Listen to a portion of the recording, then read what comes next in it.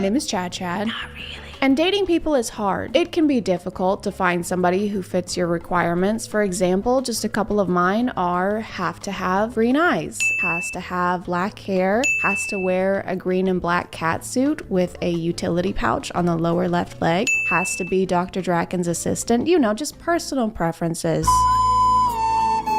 But some people can take it a little too far and their preferences become a little nitpicky and sometimes hypocritical. Something that has the ability to feed people's tendencies to do that is quite often dating apps or dating websites, just because it becomes so easy to write people off just based off of one quick glance at their profile. And we don't want that to happen to us. So in order to use dating apps more effectively, we will be watching this video today that'll just help us understand what to avoid when creating our dating profiles and what guys really don't like to see on there. And assuming this video helps, which I'm sure it will, and you land a couple IRL dates that you need to prepare for, you're in luck, because this video is sponsored by Adam and Eve. This year is actually a monumental birthday for Adam and Eve. They are celebrating 50 years of satisfaction, guaranteed. And you can help them celebrate by using code CHAD and getting 50% off of one item of your choosing. They have a huge selection. There's stuff for yourself, there's stuff for couples, or stuff for more than 2 people. Why limit yourselves? They have free shipping to the US and Canada, some exclusions apply, and 24/7 customer service. Just click the link in my description and use code CHAD to claim your 50% off of one item. Thank you to Adam and Eve for sponsoring today, and let's get back to the video. I found this video on Reddit, so I'm not sure what this guy's name is. The channel is mostly car videos, but the name says Dante, so I'm gonna go with that. Dante and I have some things in common, actually. Well, really only one thing, and it's the reasoning behind why he made this video and why I'm making this video on his video. It makes no sense. It makes no sense. Maybe I can point out the flaws with some of these things. Maybe I can point out the flaws with some of these things. Maybe the women will see this. Maybe the Dante will see this And they'll realize, man, I'm doing something wrong here. and realize, man, I'm doing something wrong here. If I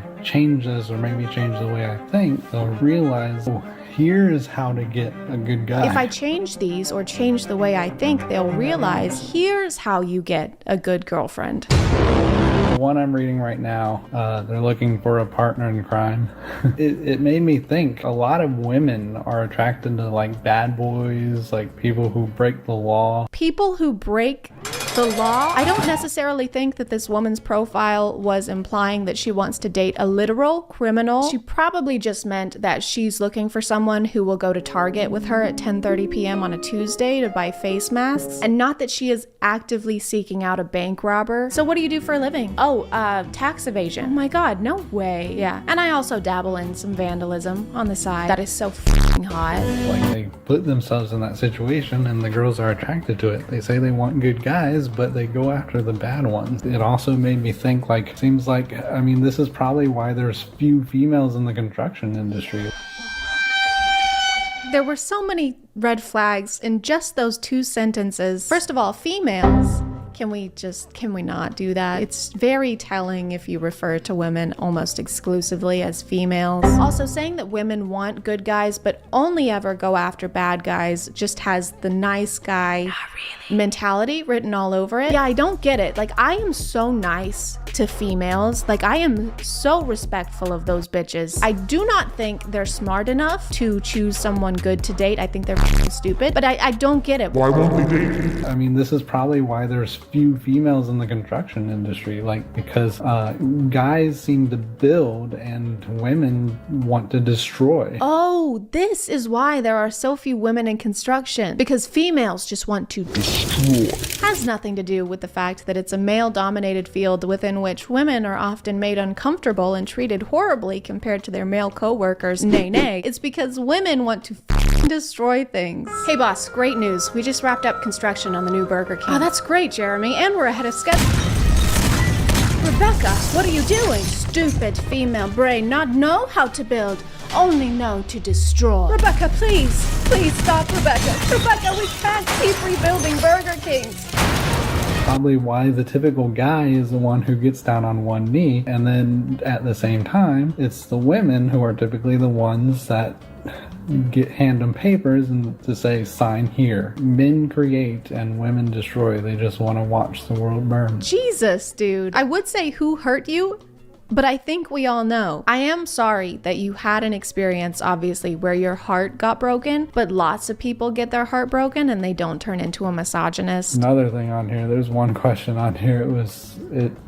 I had to make myself breathe because I thought it was so funny. The height, another hypocrisy where it says, how tall do you want your partner to be? And mine is I don't like short girls. So you don't like women, you don't like short women, you don't like women who have height preferences, you don't like women in construction. Are we sure you like women? And they have no problem saying they don't want to date guys under 6 feet tall. And I'm 6'2", so I'm there. However, even I have difficulty finding someone to actually just go out with or just to talk to. Well, that makes no sense. I can't imagine why women don't want to have a conversation with you. That's weird. Women want to destroy. It's just difficult talking to them. I mean, that's a whole other story. It's really not. Here's a simple way to start a conversation with a woman, okay? Hello, I really like your jacket in this picture. It's super cute. Thank you. I got it at Target. Oh my God, I love Target. I could get lost in there for hours. I am looking for a partner in crime who will go to Target with me any time of the day. I think I can help with that. And here is an example of how not to start a conversation with a woman. Greetings, dumb, stupid female. I am decently fond of that jacket you happen to be wearing. Thank you. I got it at Target. Did you destroy the Target? I'm sorry. I bet you threw a big old block of C4 behind you as you left. I did not. Typical female. They simply lack. I feel like this isn't about me anymore. They destroy everything in their way.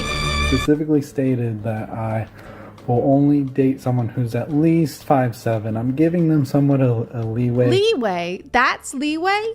That's leeway. I am 5'7". I don't know if that's considered tall, but I do know that I'm tall enough for my grandma to comment on it every time she sees me and complain whenever I wear heels. The average height for women in the US is 5'4". So you actually also have a tall height preference, which there's nothing wrong with that, unless you just said, in basically the same breath, that you don't like women who have a tall height preference. Most of the ones that I've messaged, and sometimes I even mention that fact, and they don't respond. And it's like, what's the point? I don't know, Dante. Maybe one of their personal preferences is for guys that don't have rooms missing a third of its walls. The majority of y'all, honestly, y'all are hypocrites. I see a lot of girls who are like 5'4", and you still don't want to, you're looking for someone taller, but you're being a hypocrite about it, but you don't want to date anyone that's under 6 feet.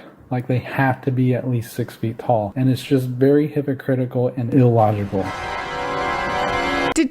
The woman was too stunned to speak. Did you just call women hypocrites for having a tall height preference? Dante, it's the same thing, Dante. And it's just very hypocritical and illogical. And I don't like that. Yeah, and you just said that you don't want to date anyone under 5'6". 5'7" is the minimum. 5'6", you would date somebody 5'6", but that's probably it. 5'6" and under, like, I got no problem dating you, but that's probably all it's gonna be. So 5'6" is not wifey material. Girls are like 5'4", but you don't want to date anyone under 6 feet. That's an 8-inch difference, right? If a woman is 5'4" and wants to date someone who's at least 6 foot, that's an 8-inch difference. You are 6'2", and your height preference is at least 5'7". So that's 1, 2, 3, 4, 5, 6, 7. 7-inch difference in height. So you basically have the same exact height preference that you just gave as an example. And it's just very hypocritical and illogical. The only difference is you are the tall one. It's the same thing, Dante. It's the same fucking thing. I would much rather be with someone who's like half decent but intelligent and thinks for themselves. Well, that doesn't exactly seem accurate. I just want a woman who can think for herself, as long as she agrees with everything I say and thinks exactly like me. I do not like hypocrites. That's my favorite word to use. I love pointing out hypocrites. Hey, me too. More like the silent majority, the ones who don't speak up for themselves, the ones who have trouble with that. So that's kind of like why I'm starting these videos. Oh yes, thank you so much for speaking up on behalf of 6'2" men who don't want to date women that are shorter than 5'7", who think women are assholes, who don't know how to think for themselves and want to destroy the world. Those kinds of people really have trouble making their voices heard. I don't like that. Okay, so that's the end of this video. It is now time to take what we've learned and use it to create the ultimate dating profile to maximize our chances of finding the perfect man. Hello. My name is ChadChad, but not really. And I am seeking a partner who is any height. I have absolutely no preference whatsoever. I am 6'1" and currently work in construction. It was very difficult to teach myself not to go Wreck-It Ralph on every building within a 5-mile radius. But with some perseverance and thinking for myself, I persevered perseveringly. I am extremely intelligent, but not too intelligent. I am logical, and I do not condone crime in any way, and am looking for a partner in strictly legal activities. If I am what you're looking for, please send me correspondence via carrier pigeon, because apparently some of us still reside in the 17th century. Yours, hopefully, ChadChad. I'm gonna call it there, guys. Thank you for subscribing, and if you are still here, thank you so much for watching. I appreciate you clicking on my video out of all the videos that are on here, and I'll see you next time. Okay, bye.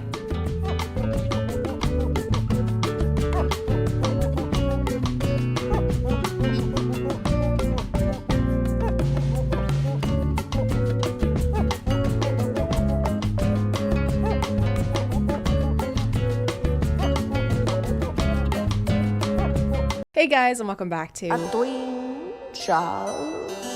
name is ChadChad. Not really. And I'm a girl. I know. I'm sorry. That's my bad. And a fact about me is that I don't poop balloons, so stop saying that I do, because I don't. And my favorite color is pink. Babe, what are you? Babe, I'm filming. I know that this has been a rough year for everyone. The doubloon economy is abysmal. Bones has been taking all of my doubloons and giving them to strangers on the internet. You have to stop, Bones. We have nothing to eat for dinner. Bones, we need those. It's almost December, which means that it's the month before the worst month for people with seasonal depression, and also that it's time for a new girl facts video. Yay! Seasonal depression, yay! Last time we learned that girls want you to do sweet things, like text first, hug them randomly, or take them on a dark, winding road with no escape and tell them that they have the prettiest skin you've ever done seen and that it would look so good in your collection. Just kidding, sorry, you're supposed to hug them from behind randomly, I forgot. But still do the skin thing, they love it. 10 things women notice first. Eyes. Smile.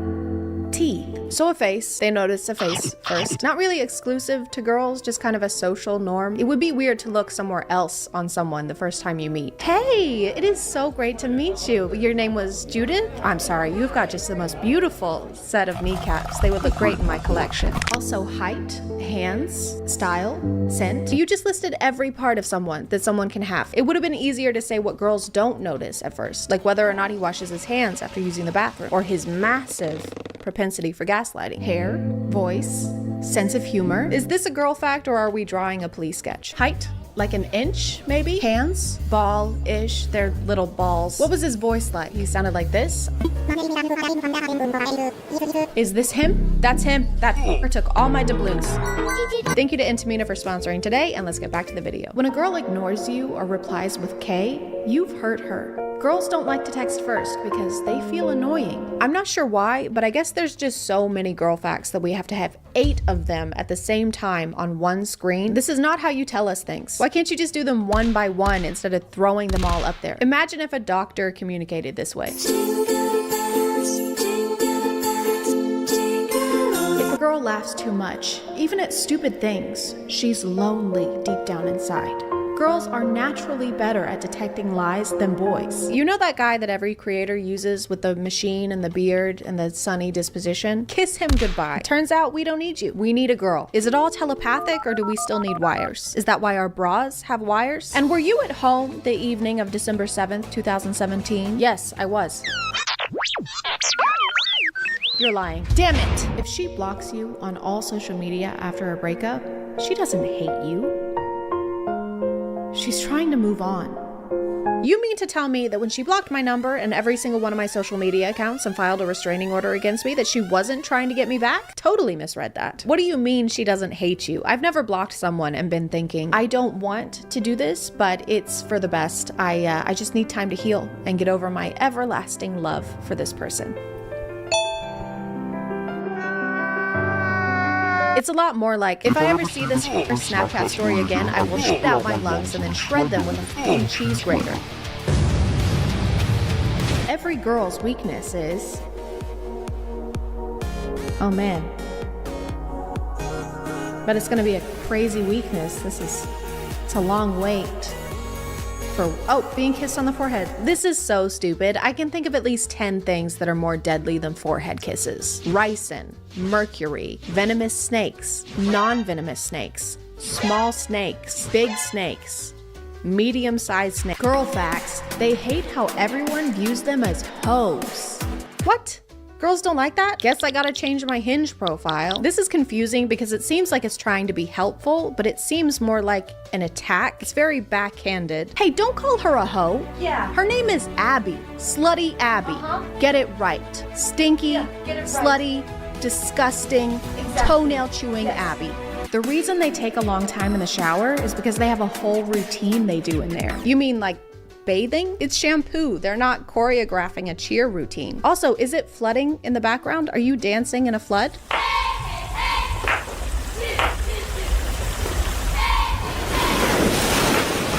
Every girl cheats, but if she likes you enough, you will never find out. What's really great about girl facts is that they are 100% facts and 0% bias. I'm not really surprised that these facts are based on nothing and have no basis, because I feel like this is how we've been taught information about girls since the beginning of time. If girls learn to read, their ovaries will turn into raisins and they can't have babies. Girls can't do math because it makes hair grow from their armpits. Therefore, they can't have babies. If you put a girl underwater and she breathes, she's a witch, but if she drowns, she's a girl and dead. So she can't have babies. Scary facts about woman.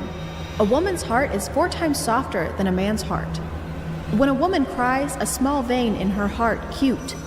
When she goes through a depression, she's lost 72 days of her memory. 72 days? Oh my God, that sucks. R.I.P. to people with depression. Hope you get to feeling better or whatever. Where am I? How do you know how many days you lose? Because say you're depressed for 1 day. That's how depression works. But what happens if you're only depressed for like an hour? Still 72 days? That's not fair. It's like PTO, but somehow worse and with more rules. Hey, I'm gonna need you to come in tomorrow. I can't, remember? What? Yeah, I requested a depression day tomorrow? No, I don't remember. I don't remember either. Most women lost a good man just because they listened to their toxic single friend's advice. This one feels a little targeted. Most women who are 5'6" and have brown hair drive an army green Jeep Patriot with beaded seat covers and tinted windows and have a bumper sticker that says I love wieners, but the picture of the dog has faded from sun damage, so it just says I love wieners, and won't give back their ex his completely platonic balloon collection,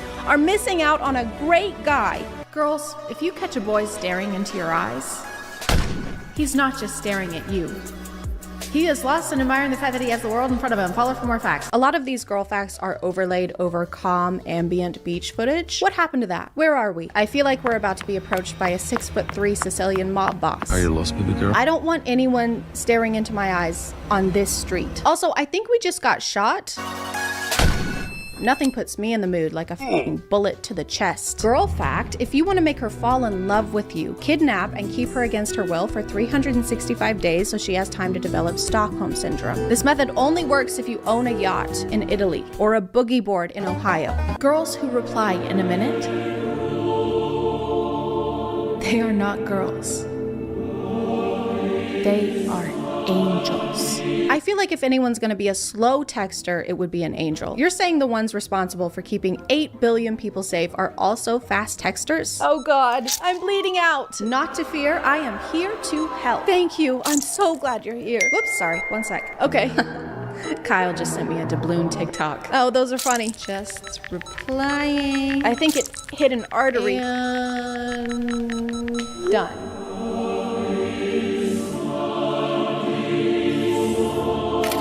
Girl code. Sorry, she isn't sorry.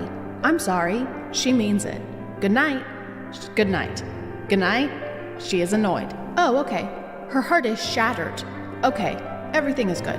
Okay, something is really wrong. I'm fine. Definitely not fine. So if she says she's sorry, she isn't sorry. But if she says she's sorry, she is sorry. Write that down. These two are exactly the same text, but have different meanings. This is like if the dictionary only had one word in it, but every definition was different. Spelling bees would be a nightmare. Your glamorous is glamorous. Can I get the glamorous? A glamorous glamorous. The glamorous is glamorously. Okay.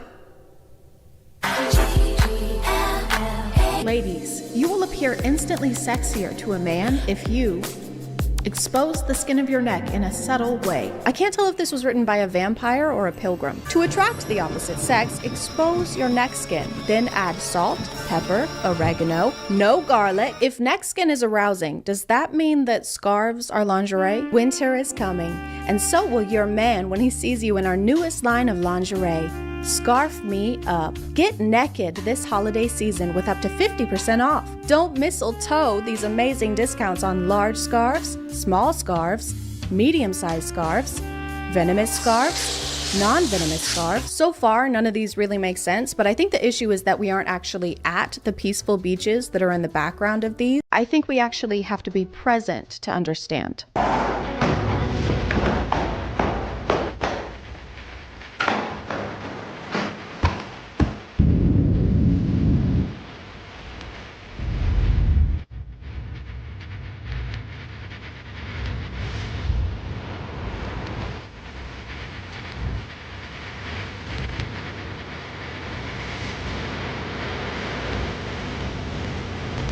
I'm gonna call it there, guys. Thank you for subscribing, and if you are still here, thank you so much for watching. I appreciate you clicking on my video out of all the videos that are on here, and I'll see you next time. Okay, bye.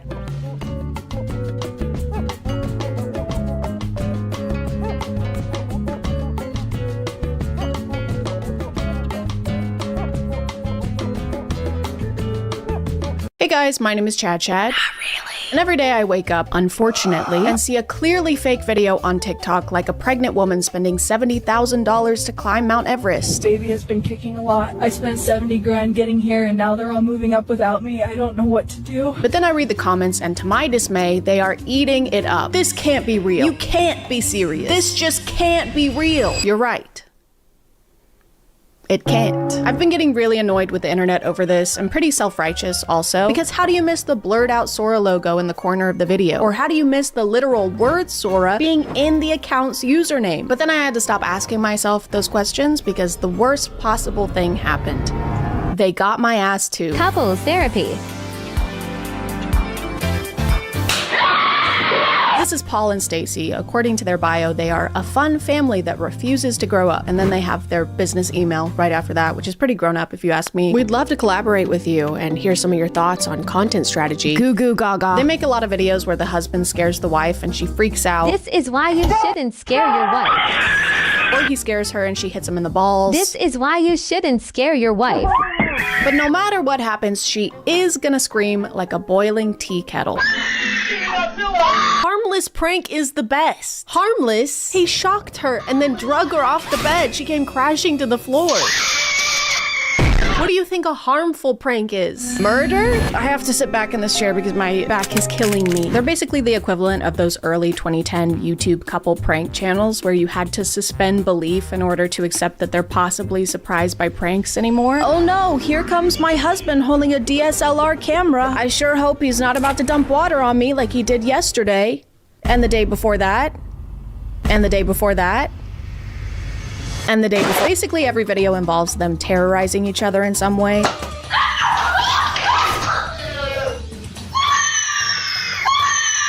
But these aren't the ones that got me, okay? The one that fooled me was this one.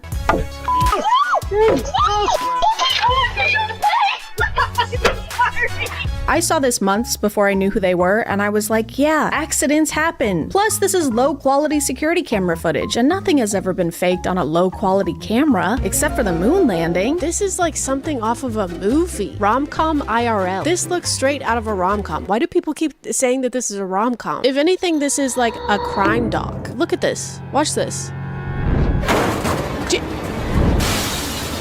Get this man on a stretcher. Get this man to the ER. And back to the video. I don't know what it is, but putting a date and timestamp in the corner of your video increases its believability on TikTok by about 75%. I think it's maybe because having security cameras inside your home is a fairly new concept we're being introduced to, so it's easier to fall for stuff like this when we're not used to people staging things this way. But Paul and Stacey aren't just staging pranks and injuries, they're also staging moments like this. Let the little go so you can hold the big.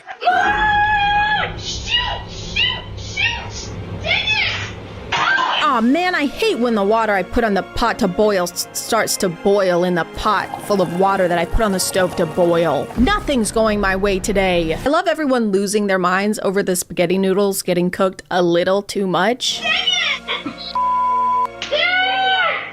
What are we gonna do? My ravioli is getting soft. Nothing's going my way. This whole thing is apparently enough of a disaster for her and her son to start screaming at the top of their lungs until the dad comes in to save the day. And not only does he come swooping in to do just that, but he comes in playing 1,000 Years by Christina Perri on his phone.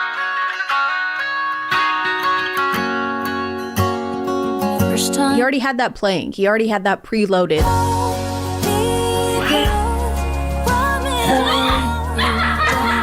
And why would he do that? Why would his immediate reaction to both his wife and son screaming be to come in playing a song from Breaking Dawn Part 1? What if they were screaming because something actually terrible was happening? Dad, come quick! There's a guy in the kitchen wearing a mask and threatening us. He's saying terrible things. You're toast. Oh my god, Dad, he's gonna kill us! No, you're toast. It's burning.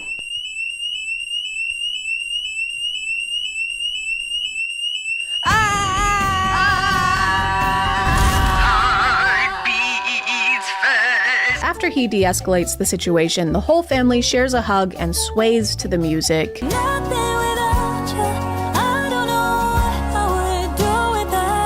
And this is so weird. It's so weird and so strange, especially since their kid is involved. One of their categories of videos is to just sit in the car and smash food into each other's faces while their kid sits in the back seat and fake laughs. And songs we all pretend to know.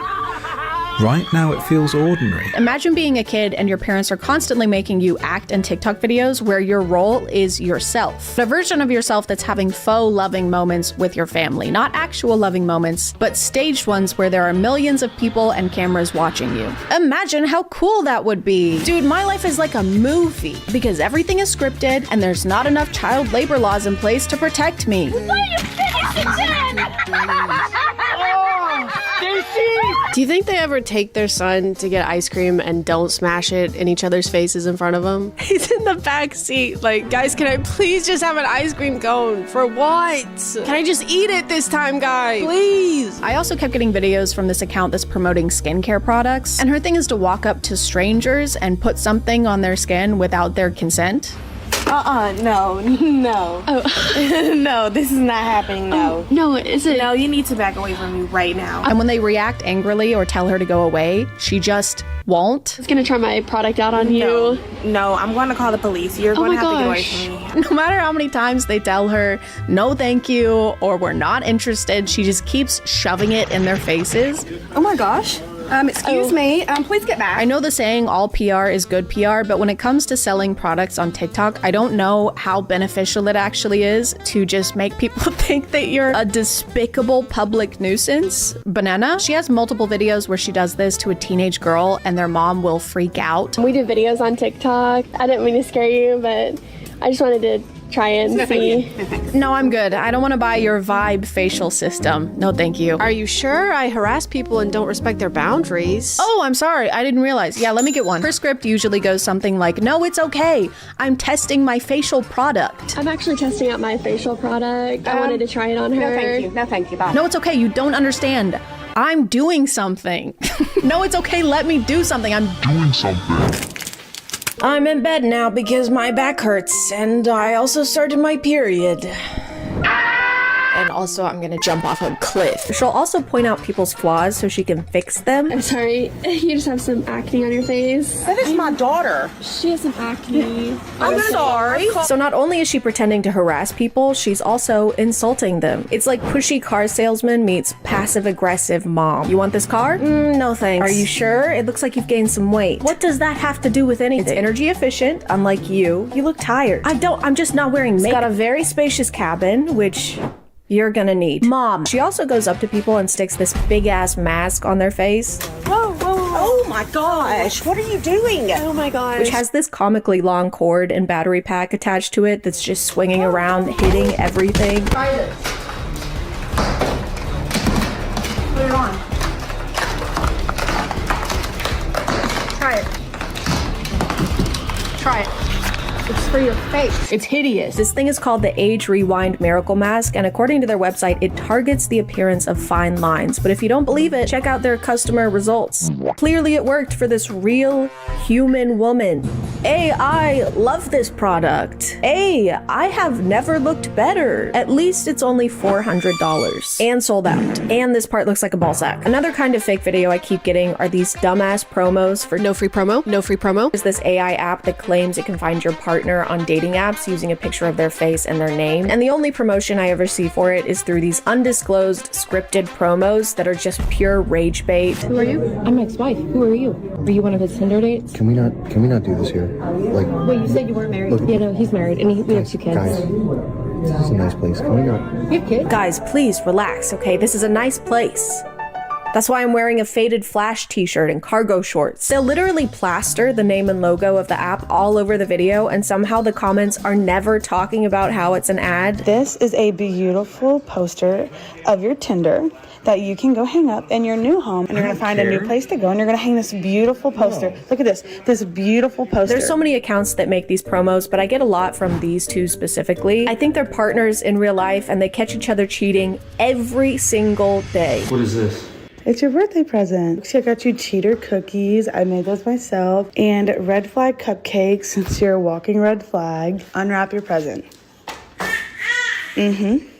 Unwrap it. Oh man, I wonder what she got him. I sure hope it's a comically large screenshot of the no free promo app and logo. Wow. Printed out on poster board. And then on his account, he has a video where he gives her those same cookies because he also caught her cheating on him. Surprise. Do you love it? Because you're a cheater and a walking red flag. I mean, I don't understand what else. Open your birthday gift. Right now? Yes, open the gift. Oh man, I wonder what he got her. Oh my god. I just can't figure it out. I don't have no idea what it is. Is it a pony? Is it a puppy?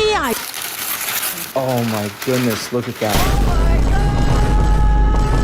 On one hand, it's frustrating to see the comments eating this up, but on the other hand, it's mostly because people are concerned for her because they've made videos where she packs up their kids and leaves the house to try and escape him, or videos where he's being a total asshole to her. Ever since that moment, excuse me? You've smelled like shit. Oh, so that must be why you made a Tinder then. Maybe some bullshit up. Maybe I made a Tinder because I don't want to be with somebody who smells like manure. There are a lot of videos that I'm not including because they're very triggering, including him yelling, throwing things, berating her. Actually crazy to stage this kind of stuff. Crazy in general, just to stage this. But to do it in order to promote an app that I'm assuming you're getting paid to promote, it's crazy. It's crazy and I hate it and you suck. Just wanted to say that on my webcam angle, that is not off-putting at all. So, you know, just faking a situation that countless women go through every single day so that they can get us to download this shitty ass dookie fart fuck app. And I know what you're thinking, guys. I can't believe an AI app doesn't care about having ethical marketing either. I'm just as shocked as you are. I also can't believe the sky is blue. But out of all of these, I feel like this account has both the highest production quality and the highest deception rate. They make these staged college classroom videos where a student or a professor is really pissed off. I have a PhD. That's a doctor. Thank you very much. Don't forget. Yes, sir. You have a 1.4 on Rate My Professor. I'm not even in this class. Now. I've been going around to the worst teachers' This classrooms is my classroom. and helping you out. And you will never guess why they make these videos, ever. Not in a million years will you guess this. Ever, ever, ever. Never. Unless you guess that is to promote another fucking dookie shit ass fart fuck AI app. Then you'd be right. If you have a problem with my teaching style, you can leave. Are you kidding me? Because you can't teach and you are literally setting us up for failure. I have to turn to things like Save My GPA that will literally reteach me everything. I upload the entire textbook and then I have to use this, solely this. Because of you, I have to use this AI app that improves my learning efficiency. Here's what it looks like, by the way. Here's where you can download it and check it out. Also, here's my discount code. Use my code too while you're at it. They always stand up to the professor and hashtag own them by bringing up their Rate My Professor score. And the textbook is available at the bookstore, and it's going to cost about $500. I have a question. I was just wondering, why do you have 1.4 on Rate My Professor? Well, I'll tell you what, this is a weed out class, okay? Dude, this is a weed out class? That's sick. Guys, get your weed out. No, the teacher said he's fine with it. I rarely see comments acknowledging that these are all ads, at least in the top comments anyway, but it also seems like they're not paying attention to the website plug at all. In fact, they're mostly talking about how these videos just prove that college is a scam. Dr. Democrat for sure. School's a scam. Drop out and start a business. Charlie Kirk was right. College is a scam. It's pretty funny to make an ad for a learning tool and everyone's response to be, learning is bad actually. Hey, check out this soft recyclable toilet paper. No thanks, I don't believe in all that. Recycling? No. Wiping. After seeing how unchecked most of these videos go, I decided to run a few tests. I wanted to prove how easy it is to fool people online, even if you're really bad at it. And barely trying. So I started faking things. Something your mom has never said to me, by the way. For my first stage video, I asked my friend Tom to pretend to be a complete stranger who's knocking on my hotel room door because he really, really has to take a shit. Like he really has to go really, really bad. Like he can barely hold it in. Oh, thank God. Hi. Hello? Do you mind if I use your restroom? I don't know. I'll be in and out, I promise. This one was pretty tough to film because Tom was so in character that I kept falling to the ground laughing. You let yourself up here? I told the guy down there I had to go. If you want me to go in the hall, I'll tell him you didn't let me. I don't. Sorry. Unfortunately, the comments didn't really buy this one, except for a couple who are just confused. They're not really fooled. They're just lost. However, I'm still gonna count this one as a win because the woman staying in the hotel room next to mine opened her door to ask if everything was okay. I'm sorry. Yes, we're recording the video. Okay. I'm not. Thank you. Sorry. So technically this one was a success without even having to post it on the internet. We already had someone convinced that there was actually a strange guy who really, really needed to shit in my hotel room. Shout out to her for checking in on us. Also, I'm very sorry you had to open your hotel room door to this. No.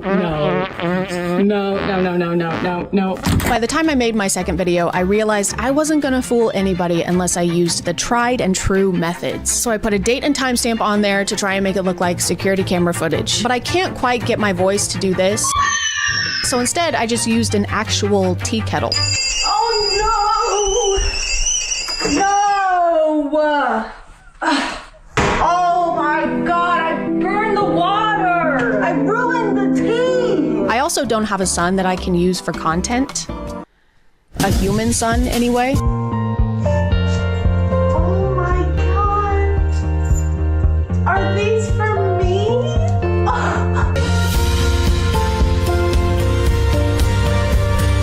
I'm also gonna count this one as a success because this person commented, I know it's not the point of the video and I'm not here to chastise, but wireless cameras in your home is a huge security risk. Your videos are saved and available to anyone via a data breach, and that's putting aside that the cameras. For my last one, I wanted to dip my toes into the classroom genre of staged content, which was gonna take a bit more effort, so I had a brainstorming session with my friends to figure all that out. I had also just finished watching the final season of Stranger Things, but that had little to no effect on anything. I don't understand. Could you say that again in English, please? If this is me, and this is you. That's okay. him. And this is the classroom. I need that later. No one. I don't understand. Are we in a classroom or are we not in a classroom? This is the classroom. Okay. I want this goddamn TikTok's heart on a platter. This is the only way. I think this might just be crazy enough to work. Let's do it.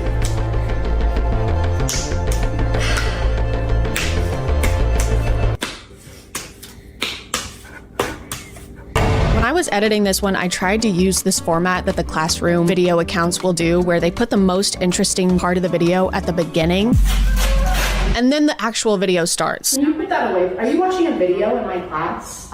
It's a ChadChad video. I have a PDH. Do you understand? You're not listening. None of us like you. And it paid off. Everyone believed this was real.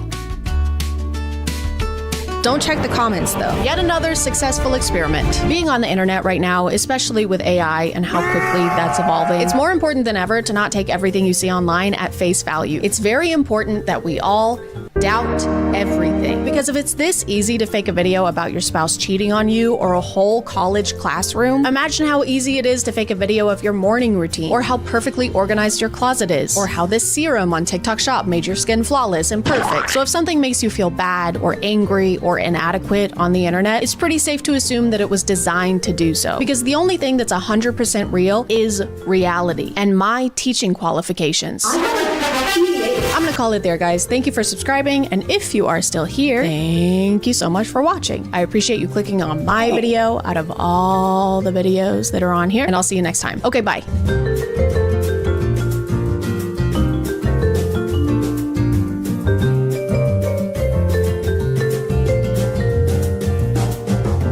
Hey guys, and welcome back to Binge. My name is ChadChad. Not really. And yes, I know what you're thinking. I got a new shirt. I know that some of you are probably gonna be mad about this, but it's a wig. I didn't change the blue wig. I still have the blue wig. The blue wig is fine. Coraline is fine. It's all okay. I don't know if this really counts as a twinge of cringe. I'd say it's more a twinge of, please, for the love of God, stop painting your countertops. This is probably gonna be more of a reaction video. I didn't really have time to plan a video this week because my regular job, it's just been crazy over there. I was gonna say that this will be more like a laid back kind of video, but watching this stuff, there's nothing laid back about it, really. I personally renovated or started renovating a bathroom about a year ago, and I say started because I haven't finished it. Still a year later and I haven't finished it. So I am in no place to judge. But TikTok, you know, while listening to my personal IRL conversations and my text messages, reading through those, as they do, you know, noticed this and started pushing a lot of DIY TikToks onto my FYP. So almost a year later, TikTok was like, you know who would love to watch this abomination of events go down? ChadChad, stick it on there, give it to her. She'll love that. Grace's videos documenting her DIYs started showing up on my FYP like every day. And every day they became more and more like a Saw movie in that they both filled me with horror, and each one was somehow worse than the last. Of course, this video was not meant in any way to make fun of Grace. I don't know anything about her as a person. This is purely to show y'all something I found on the internet. And Grace, if you happen to be watching this, I think we all know what it's like to start a DIY project and then have it just completely derail. I know what it's like anyway, and it's fine. Your videos stress me out a lot, but it's fine.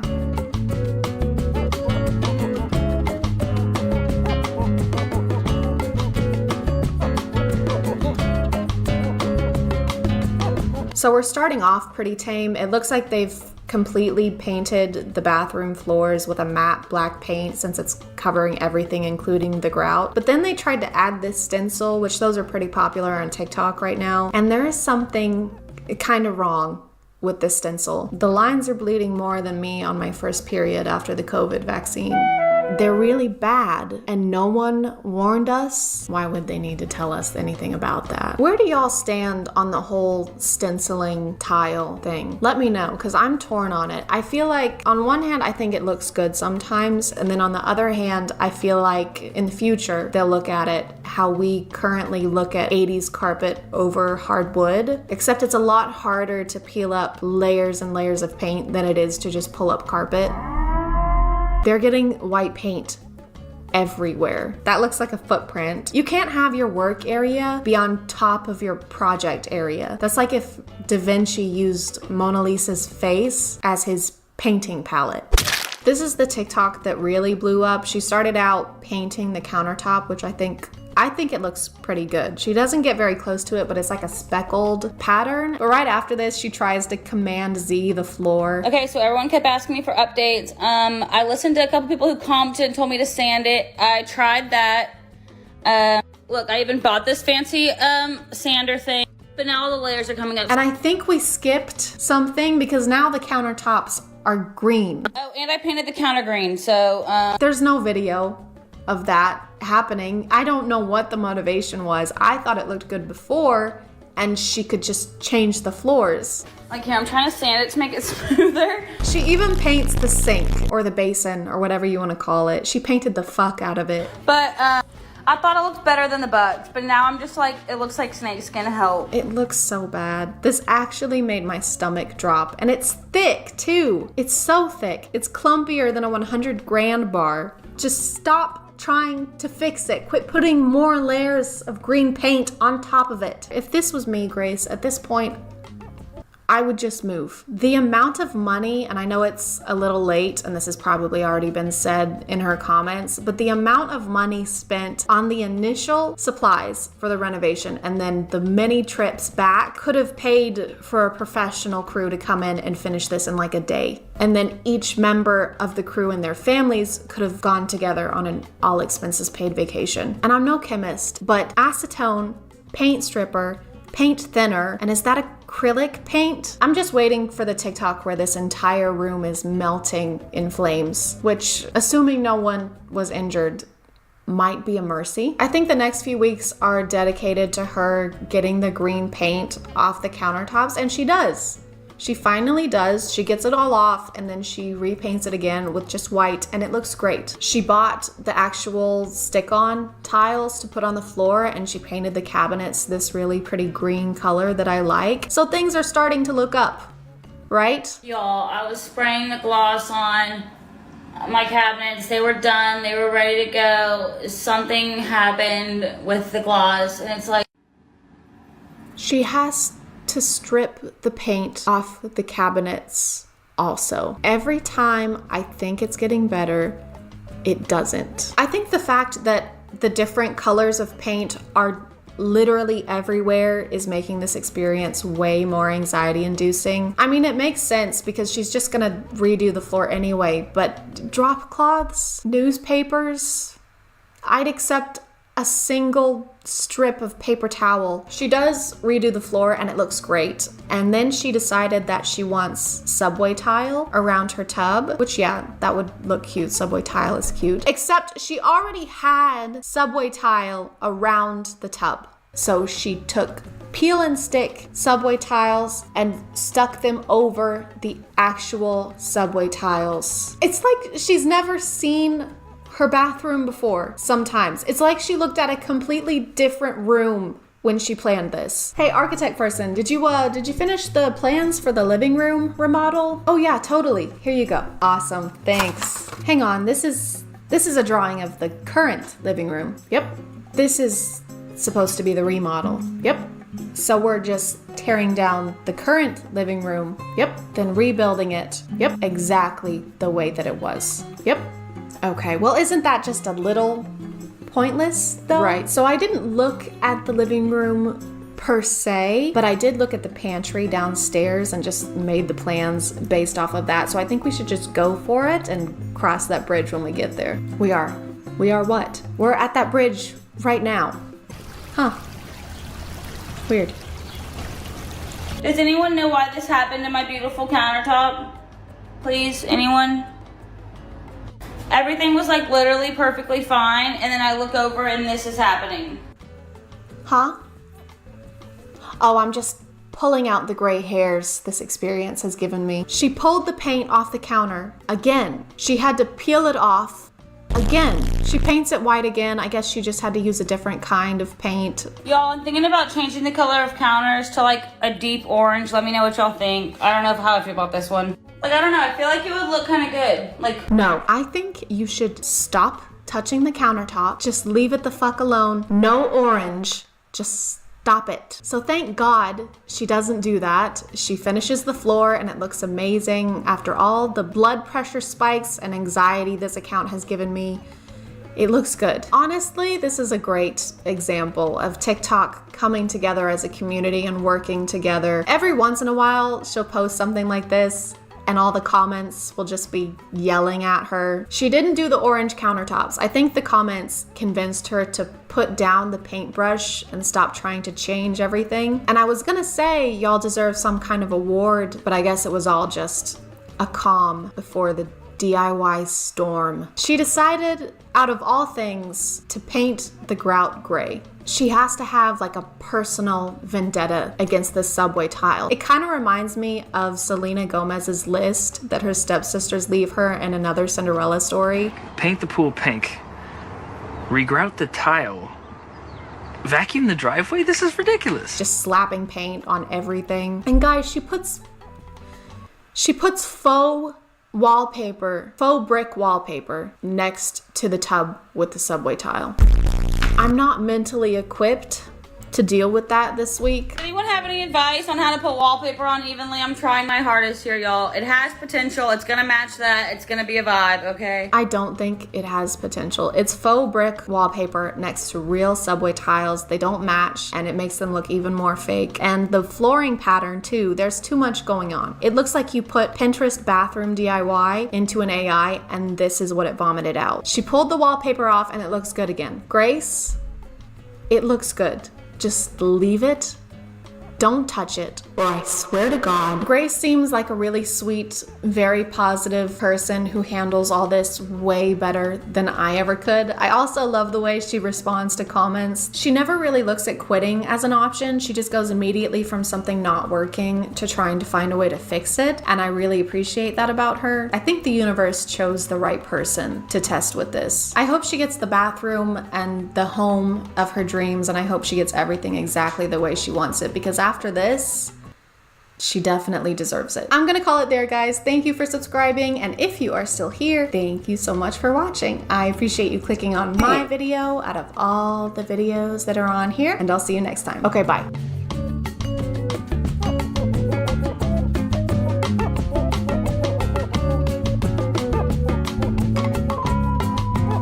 Uh-oh, guys, I'm in the closet. During Pride Month, too? That's messed up. Fine, we can look at it one more time, since you insist. Since you insisted.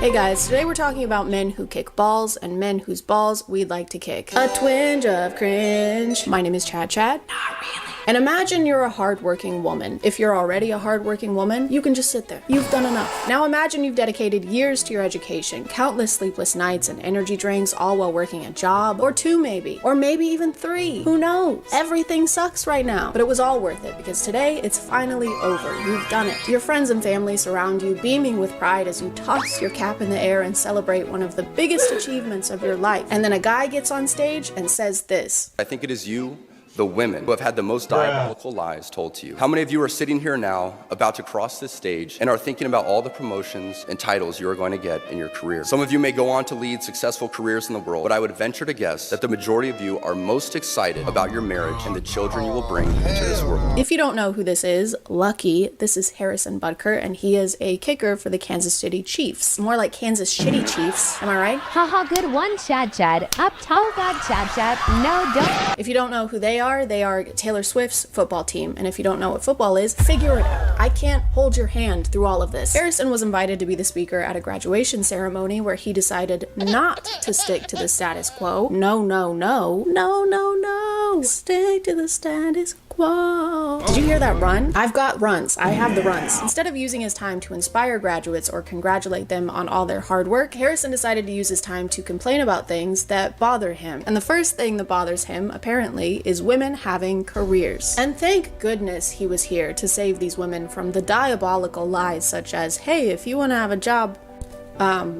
You can.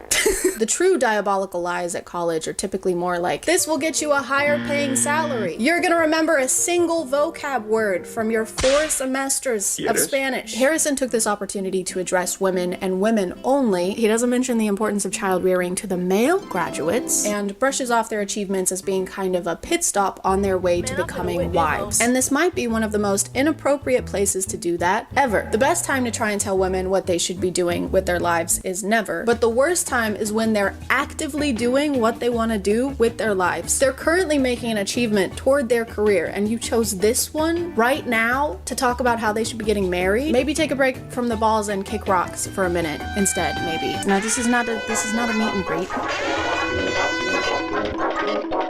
Everybody's got to come in and say hi, unless you have anything to say. I'll talk to Harrison all year long, man. I just let him do his thing. I'll talk to him. Go say hello. It's not like in the lunchroom. You say hi in the lunchroom? No, we sit right beside each other in team meeting, and I don't say one word to him, only before the season and after the season. That's the only time I talk to him. I think this is just a variation of the podcast effect, where something takes hold of some guys the second they touch a microphone. It's like they've never spoken out loud before, and they need to get it all out in that moment while they have the opportunity.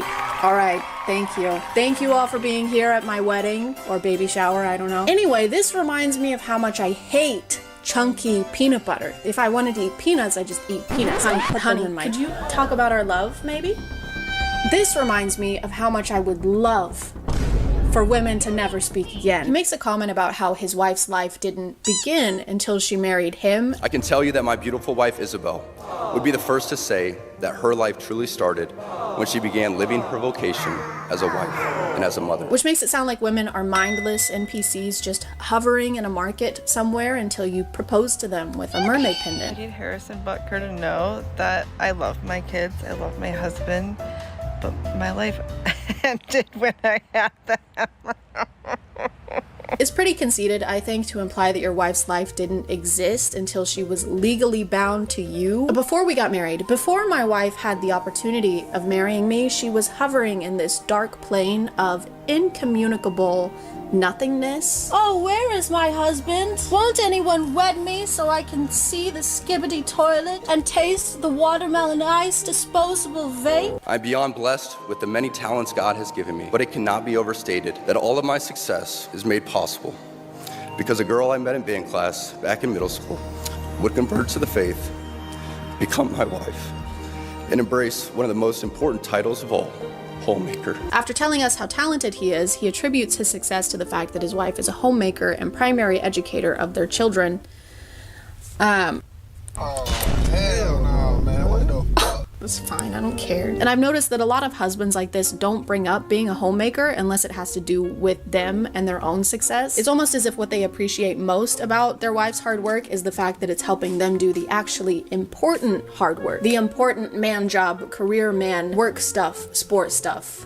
Important stuff. Well, I've just gone and had a little observe of his Instagram, and are you noticing anything? And when I say anything, particularly, are you noticing said wife, mother of his children, in a single post? It's not so much I'm proud of her for what she's accomplishing, it's more I'm proud of her for what she's helping me accomplish. Me, the man who does the man job, sports stuff, work stuff, important stuff. But what she's doing is also work. You two just have different jobs. Except hers is raising future members of society and yours is kicking a ball between two sticks. Sometimes. In Harrison's case. And Butker is hooking and hits the post for the lead. No good.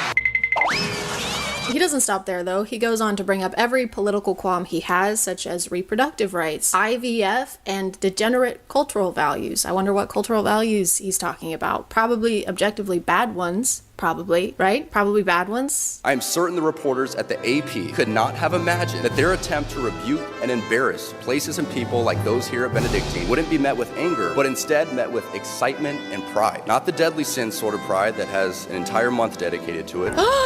And during Pride Month, Mr. Butt? During Pride Month, Mr. Posterior? I'm just kidding, I'm behind, so this actually happened last month in May, which makes it perfectly fine. I kind of get it, though. He and a group of very sweaty men do do play with balls every day, so he has to take a solid stance. Homophobia is the only option. I'm always saying this. I've always said that about homophobia, and that I've always said that about that stuff, and I always will. The thing is, he doesn't even go into detail about pride or what he finds wrong with it. He just throws it in there to make sure we know he doesn't like it. Just a quick little on the way kind of thing. All right, can I get you any extra sauce? You're gonna burn in hell for all of eternity. You know that? So that's a no on the sauce then? No. Can I get some honey mustard, please? Here you go. Thank you. And fuck you. He also mentions Congress just passed a bill that will put you in jail for bringing up the Bible. The world around us says that we should keep our beliefs to ourselves whenever they go against the tyranny of diversity, equity, and inclusion. We fear speaking truth because now, unfortunately, truth is in the minority. Congress just passed a bill where stating something as basic as the biblical teaching of who killed Jesus could land you in jail. Where?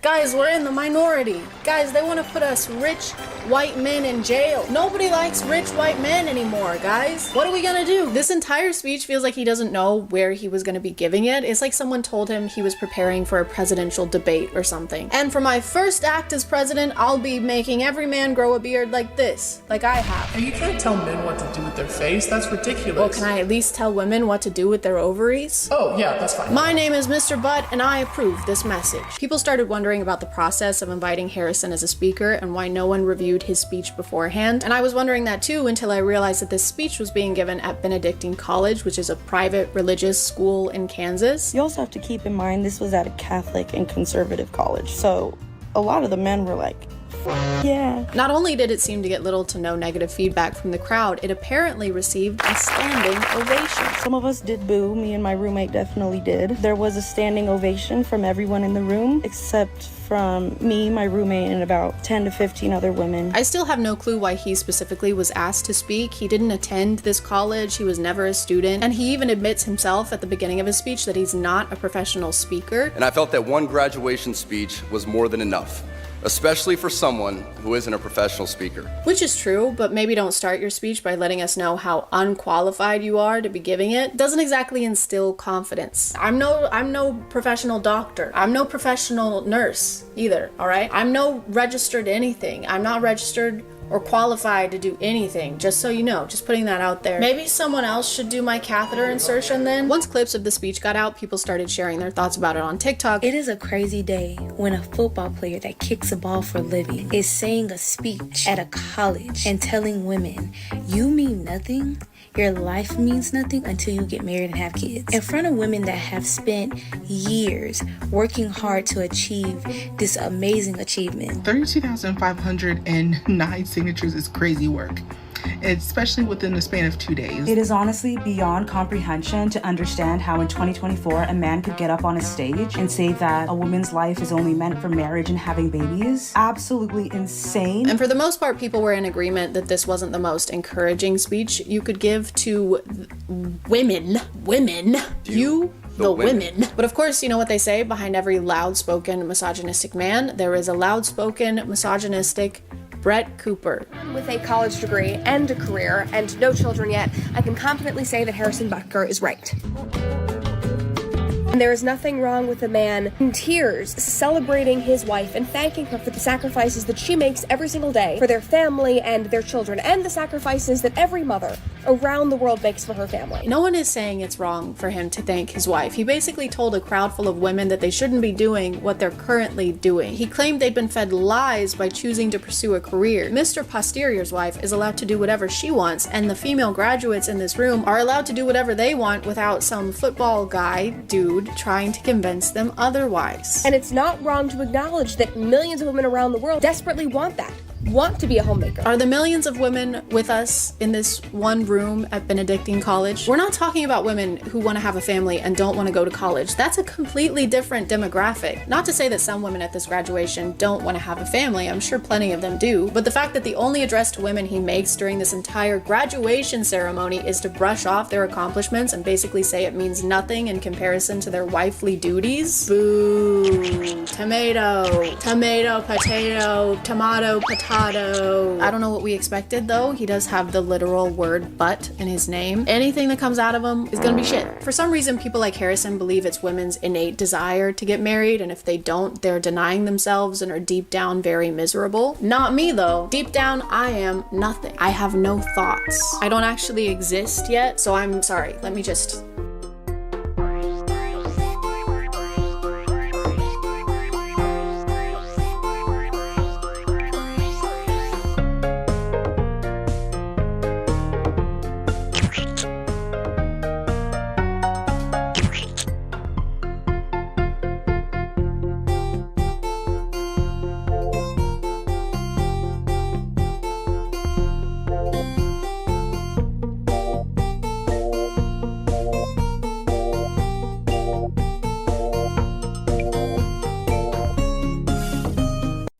Water, one of the most vital resources on the planet, something that we can't live without, and something that momfluencers can't bear the taste of without 2 pounds of powdered pineapple Fanta mix and heart-shaped ice cubes made of pink lemonade. So it makes sense that something as important as water, something of this magnitude, deserves to be carried in a vessel of the same importance. Something sturdy, something cute, something that retails for up to $60 before tax. So when Stanley Cups started blowing up online, we found that vessel.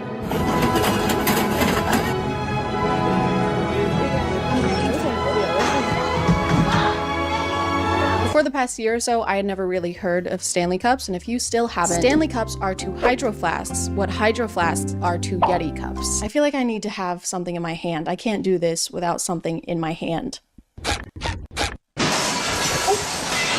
Oh, perfect. Aww, bestie. Every few years or so, there's a new water bottle brand that everybody wants for Christmas, and if you don't have it, you're a loser. Oh, so you just want to drink water and you don't care about how on trend the container holding it is? That is so thirsty. Like all the brands before, Stanley makes water bottles, but their bottles have a little handle on the side, a little thing to grip, so that you can finally handle the gripping. But what people can't handle is Stanley's Valentine's Day collaboration with the poo-poo head company known as Starbucks. The limited edition cups were hot pink instead of Stanley's usual collection, which only has light pink, and we don't want that. We want our grippies hot and pink. To put it simply, people have been losing their gourds over these cups. The release of these cups was like Black Friday for people who know all the lyrics to Lavender Haze. This was the most chaotic thing to happen in like 2 days, which isn't a long time, but this year has been crazy, okay? Gypsy Rose's husband has a big dick. And that's something I know now. There were literally people camping out in Target parking lots at 3, 4 in the morning just waiting for them to open so that they could storm the display like they were in the battle at Helm's Deep. There was one person who fell mid-sprint and no one even checked on her. No one cared. They all just turned on her. One of you will betray me come the morn. No. We would never do that. I would never ever do that for only 30 pieces of silver and a hot pink Stanley Cup. They made a pink one? Well, hang on. I mean, why wait until morning? Guys, he's in here. No, wait, that's not. Sorry, man, they're BPA free. Yeah, come on, don't be cross. Judas. But someone who would never betray you is today's sponsor. The funny thing about people running through Target like this is that I can almost guarantee that every one of them already has a Stanley Cup. There are people who collect Stanley Cups like Pokemon cards. I've talked a little about skincare on TikTok and how people will have ridiculous amounts of skincare products that no one person would ever need. Some people do the same thing with Stanley Cups. They'll have cabinets dedicated to Stanley Cups or walls with shelves crammed full of them in every possible color to go with their different outfits. There are at least 32 cups in this picture. One person does not need that many cups. I've heard 2 girls only need 1 cup. I heard that somewhere. The Valentine's Day tumblers were $45 and they had other ones for less money, like the shorter ones, but nobody cares about those for some reason. No one cares about the short kings, even in drinkware. Shame on y'all. After all this crazy stuff went down, Target had to start making systems to try and avoid the chaos. In a lot of videos, they sell out in literal minutes.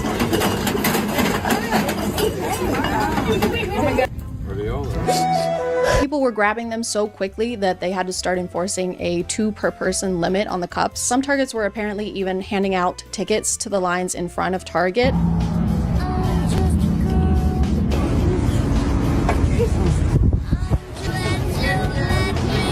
many did y'all get, you know?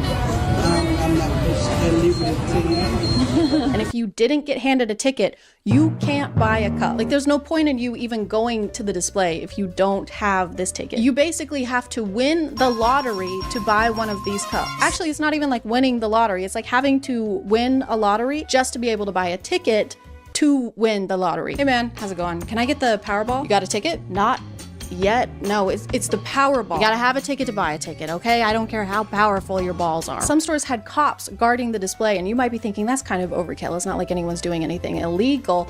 Think again. Think twice. Think.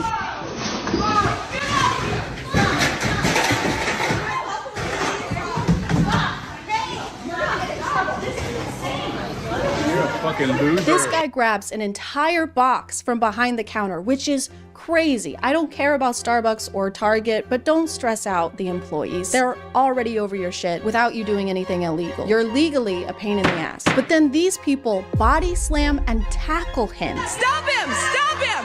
Stop him! Stop him! Yes, stop him! Everyone rallied together over this box of Stanley Cups like their lives depended on it. I've seen less of a Samaritan response during anything else. Oh my god, that man is stealing a box of Stanley Cups. He's stealing Stanley Cups. No, it's a baby. I'm stealing a baby. Oh, thank God. I thought he was doing something really Come on, bad. I'm a kidnapper, not a monster. Goo goo gaga. Goo goo goo. Ga ga ga. And after this whole struggle, it looks like there's only one cup in this box. No, it's okay. We're gonna call law enforcement. He just 1v12'd these people for one piece of drinkware. And I understand being excited about something that's limited edition. People do it with video games and collectibles all the time. But we're talking about reusable water bottles. It helps the environment because you only need one, like a cast iron skillet or underwear. But some people like to kill two birds with one stone, or all birds with one environmental crisis, and use both.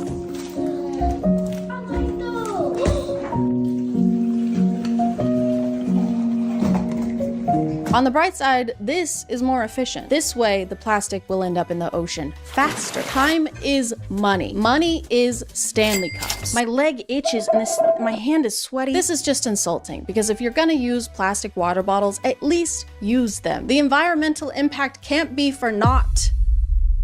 Verily, unless they can't drink their water, this is completely pointless and just adds an extra step. I just created matches so that we don't have to use rocks to make fires anymore. Amazing, that makes things easier and better.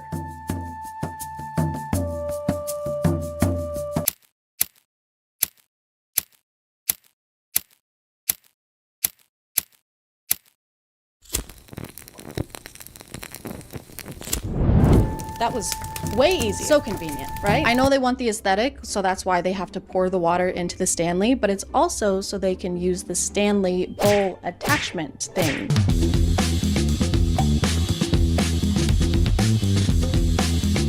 There's already a container to drink the water from, and there are already bowls. If anything, this is just taking a bowl and putting it on something precarious that your kid's knee is gonna knock out in 2.5 seconds.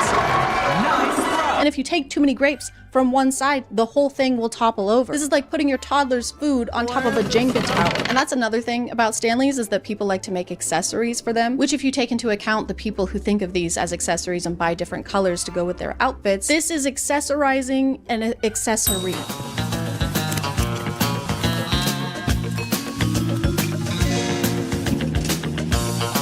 You can accessorize your Stanley with a little tiny Stanley. This is for when your friend who is a mouse is a little parched. You can give it to him, but do not, for the love of God, do not give him a cookie. Don't even get me fucking started. There's also the Amazon must-have TikTok specifically for Stanley cups. Amazon Stanley must-haves. First up is this silicone boot that serves as a cushion cover for the bottom. It comes in 2 sizes for the 30-ounce or 40-ounce with a custom fit that helps prevent dents and scratches. She says it's to prevent dents and scratches, but are these denting surfaces when you set them down? No wonder they're so expensive. They're made out of vibranium. He's right behind me, isn't he?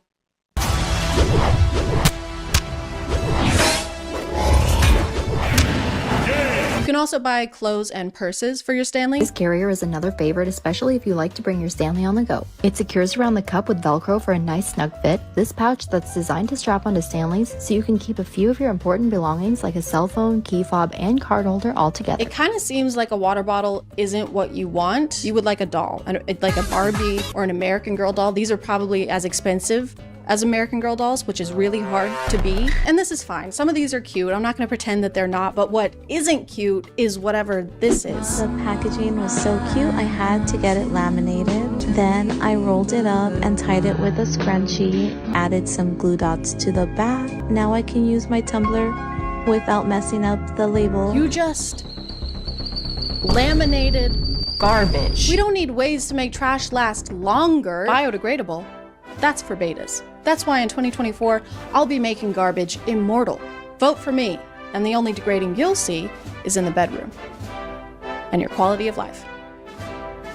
And the economy. I know that this is not every Stanley Cup owner. There are plenty of people who like Stanleys a normal amount, who just want a reusable, cute cup, and who don't try to punch Target employees in the throat. I think all the Valentine's Day cups are sold out now, which sucks, because how am I supposed to get one? There are some people reselling them for over $200, and that's ridiculous. So I guess I'm gonna have to make my own Stanley Cup. So this is my tutorial for how to make your own Stanley Cup. First, you're gonna buy this decal paper from online, and then you're gonna not use that at all, because you don't have ink for your printer, and then it snows in Tennessee way more than anyone is used to. Everyone is staying home from school and work. Everyone is stranded. I'm stranded. I can't go to the grocery store. I'm only eating Chef Boyardee. These are dark times. So then you're gonna have to improvise a little bit. You're gonna have to brainstorm, and then you're gonna remember that your amazing, wonderful manager got you an Insta camera for Christmas, and then you're just gonna take a picture of your design on your phone, print that out, cut it out, fasten it to your cup in a dishwasher waterproof way, and there you go. There is your very own Stanley Cup. You know, Stan Lee,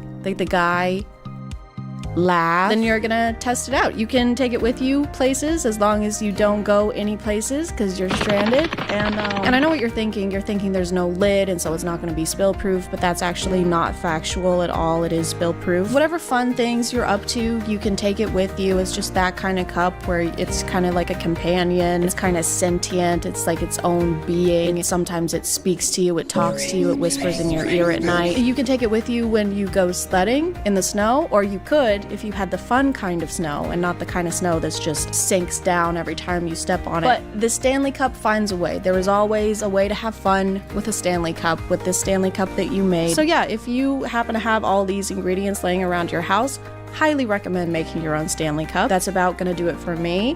Send help, reinforcements, send food that doesn't come in a can, send those things from the Hunger Games that the sponsors just send help. I'm gonna call it there, guys. Thank you for subscribing, and if you are still here, thank you so much for watching. I appreciate you clicking on my video out of all the videos that are on here, and I'll see you next time. Okay, bye.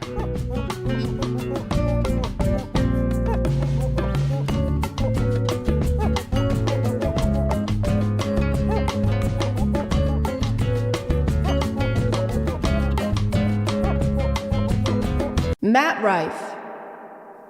Am I Rife, guys? A while ago, I watched Matt Rife's controversial Netflix stand-up special, Natural Selection.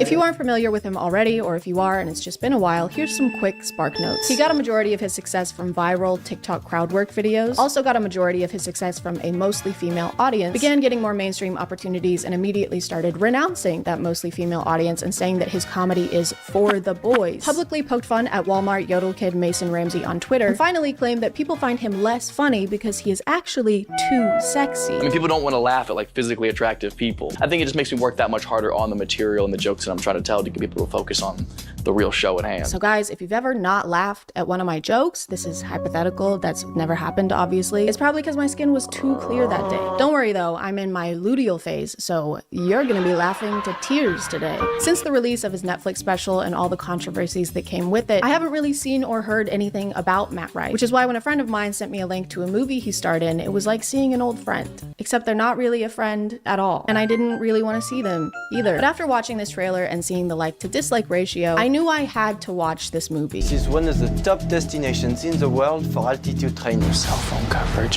Where are the knives? No internet. Stay back. And then a bunch more movies, but that's a whole thing and we'll get to that later. For some reason, I immediately forgot the name of this movie and also pretty much everything that happens in the trailer. So when I went to actually watch it, I just Googled Matt Rife movie and found this one. You may notice that in this poster, Matt Rife is not there. He is in the movie, but this is not him here. You may also notice that it's a completely different movie entirely. I didn't notice any of that. Our main character, AJ, has been having nightmares about the traumatic death of his parents that he witnessed as a young boy. They never caught the guy, and AJ can't really remember any details, so his flashbacks are pretty blurry. So based on those, it appears his parents' attacker was probably Sid the Sloth.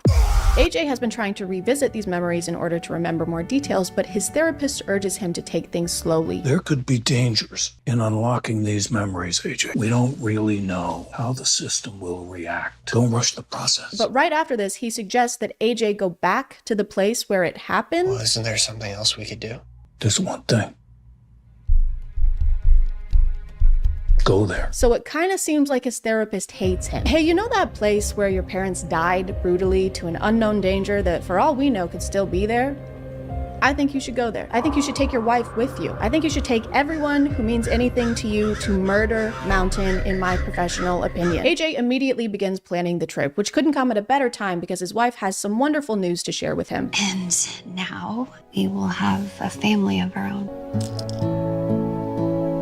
You have COVID? And you let me kiss you? Thanks to Rocket Money for sponsoring, and let's get back to the video. His wife, Sam, has no character depth and no personality traits, not even one. Anytime AJ and her talk, it's AJ talking and her listening in a supportive wife way and agreeing to do whatever he wants to do. It's a red-tailed hawk. His dad's favorite bird. Oh. Man, do I miss that guy. He loves you so much. You know I support you either way. But I'm here for you every step of the way. Aside from listening to him talk about his problems, she'll also fetch him beverages and food. It doesn't even feel like she's a person even. It's kind of just she's an extension of AJ's character. It's like wife is something in his inventory that he equips for perks. I cast wife. Hey hun, had a bad day. Aw honey, I'm here for you. Thanks. Do you want a PB&J? Yeah, okay. I'm gonna make that for you while you sit down and don't ask me a single thing about my day, okay? Okay, don't forget to cut out the crusts. They tell their loved ones about the pregnancy, and at this point it became very clear that this was directed by a dude, because in order to celebrate Sam being pregnant, they have a pool party with slow motion bikini dancing and a drinking montage. This is a baby shower? Oh my god, you're pregnant? We have to celebrate. Without you. This is also the scene where we meet Matt Rife's character, who is the boyfriend of AJ's brother's wife's sister, who is played by Musically star Malu Trevelyo. And her character seems like she fully hates Matt Rife's character the entire movie. Doesn't remember any of it. Just put this away, dude. Like, can you stop? He's part of a legend. Oh, you're so stupid. Sam finally makes an appearance at her pregnancy celebration to bring the guys a dessert, but not the one that they wanted, apparently. Hey, lemon cake, anyone? Okay, that is not a cheesecake. That is not a cheesecake. Maybe a bundt cake, lemon-ish. Very good, AJ's brother. It is lemony. Lemon cakes tend to be. Lemon cake, anyone? This scene is immediately followed by Sam watching a news story about a bank robbing and AJ saying this. 3 men robbed a bank in Eagle Ridge. They fled the scene. People still rob banks? What do you mean, do people still rob banks? Why would you think there aren't people who rob banks anymore? What, like it's out of style or something? I am a bank robber and I'm robbing this bank right now. No, why would you do this? Because I need money. No, like why would you do this? It's so cringe. No, it's not. This is so like 2010s of you. I have explosives, okay? Oh, no need. You're bombing hard enough on your own. AJ's brother Max, who also happens to be the director of this movie, decides he's going on the trip too, along with his wife, his wife's sister, and his wife's sister's boyfriend. Oh, and Sam is coming too. Oh, I'm coming with you. And hey, it might be fun. Sam, I cannot stress enough how not fun this will be.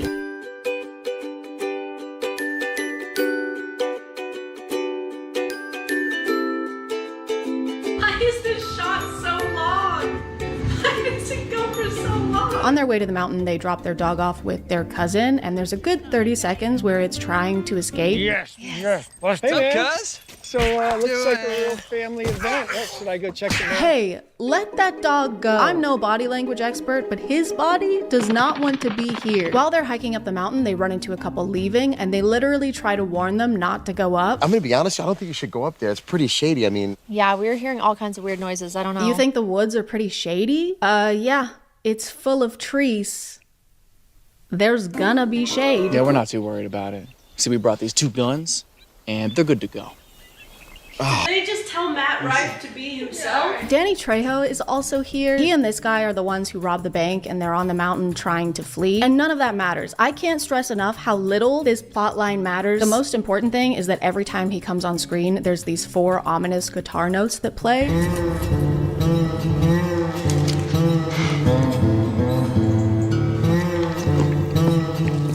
And that's only important because I think it's cool and I think it should happen when I enter a room. Hey, you guys want some lemon cake? Hey, there's nothing wrong with the lemon cake, by the way. Seriously, I didn't do anything weird to the lemon cake. I don't know why it seems... I promise I did not piss in the lemon cake, okay? Matt's character, who I keep calling that because I don't think I ever learned his name during the movie. I think they literally introduced him as Idiot Boyfriend. Yeah, I hope it's okay I brought along the sister and the idiot boyfriend.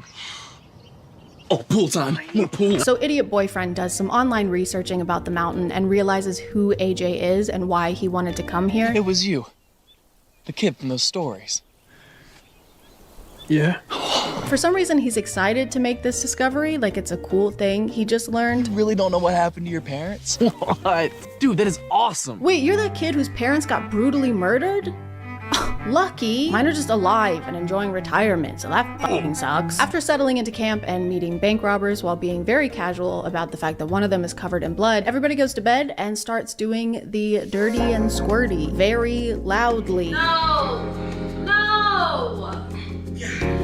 And while this is happening, Idiot Boyfriend gets stabbed in the neck. As if there wasn't enough penetrating going on in this campsite. Sam and AJ hear the scream and he gets to prove his mettle. Go check it out. Me? You're right, AJ. Your pregnant wife should be the one to investigate the murder sounds. When they get to the tent, they find no one inside and realize that AJ's brother and his wife are also missing. Sam is obviously stressed, and this is the first time in the movie where she's needed AJ's support and not the other way around. Babe, I'm starting to get worried.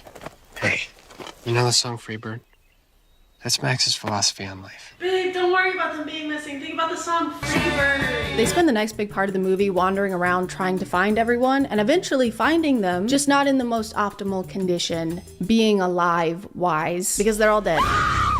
Oh, and there's also bear traps in the woods for no reason other than for characters to run into them and it be scary. Why would there be bear traps in the protected forest? They live there. That's like the mouse in my walls setting traps for me. And I'm not gonna fall for it again, no matter how much Mountain Dew voltage you put in there. Mark my words. Eventually, the cousin who was dog sitting for them tries to come and help because they managed to get service long enough for a phone call and decided to use it to call him instead of someone like the police. This guy can't handle a serial killer. Okay? He can't even handle dog sitting. In a shocking turn of events, the cousin gets immediately captured by the killer, and AJ tells the last surviving bank robber to stay behind while he and Sam charge forth to try and help him. Let's go.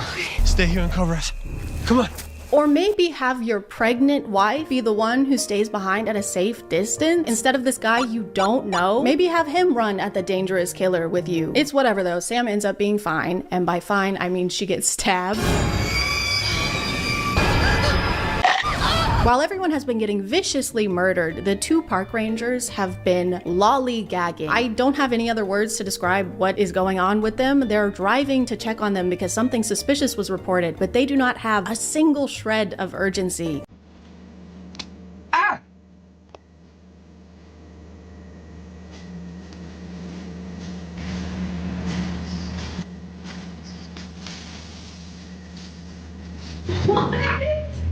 What are they doing? Sam is losing a lot of blood, so AJ tries to keep her from passing out by describing their bed at home to her. Keep those eyes open, baby. Just picture it, okay?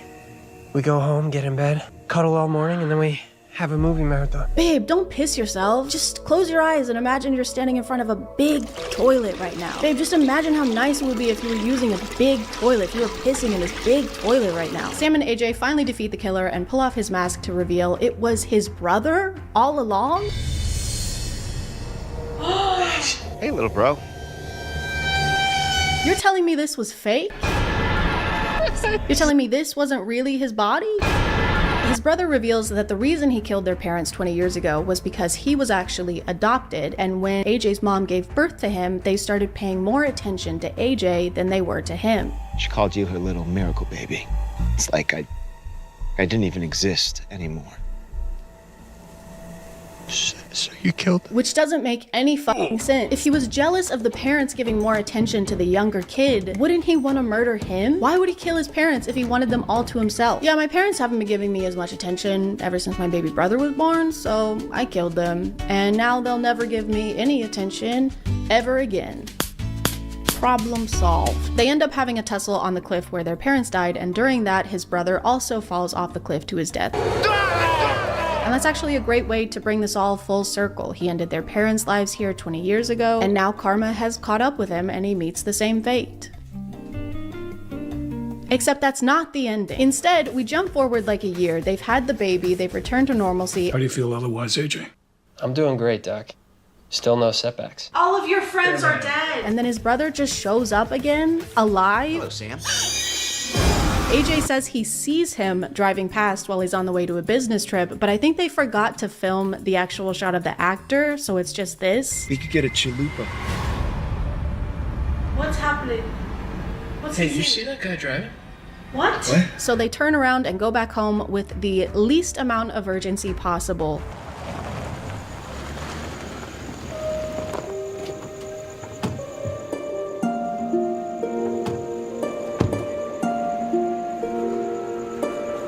There's another tussle, and this time the brother actually is gone. So instead of having a cinematic full circle finale at a visually compelling location, they decided that this should be the end of the movie.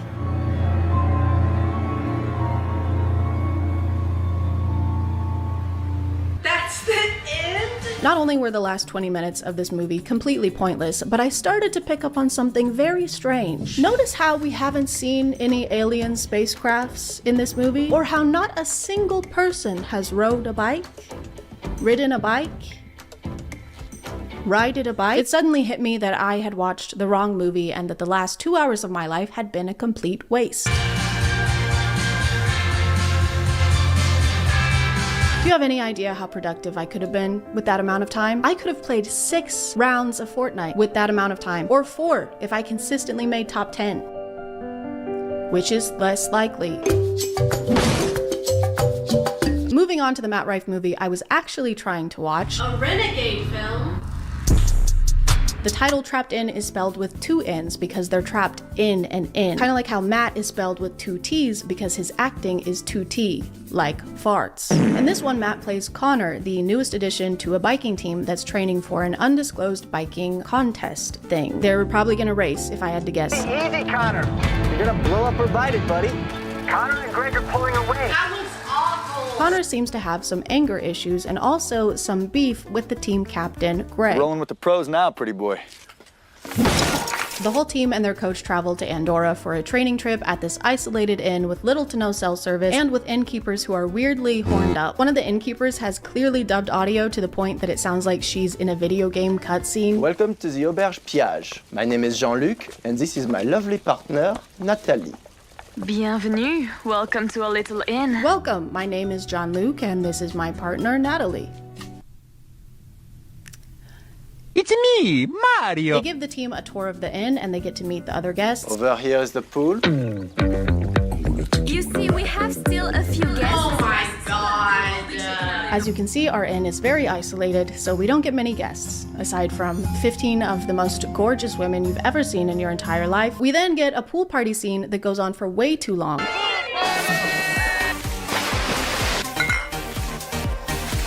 Lasting for over 2 minutes may be a good thing for Matt Rife, but it is not a good thing for a montage.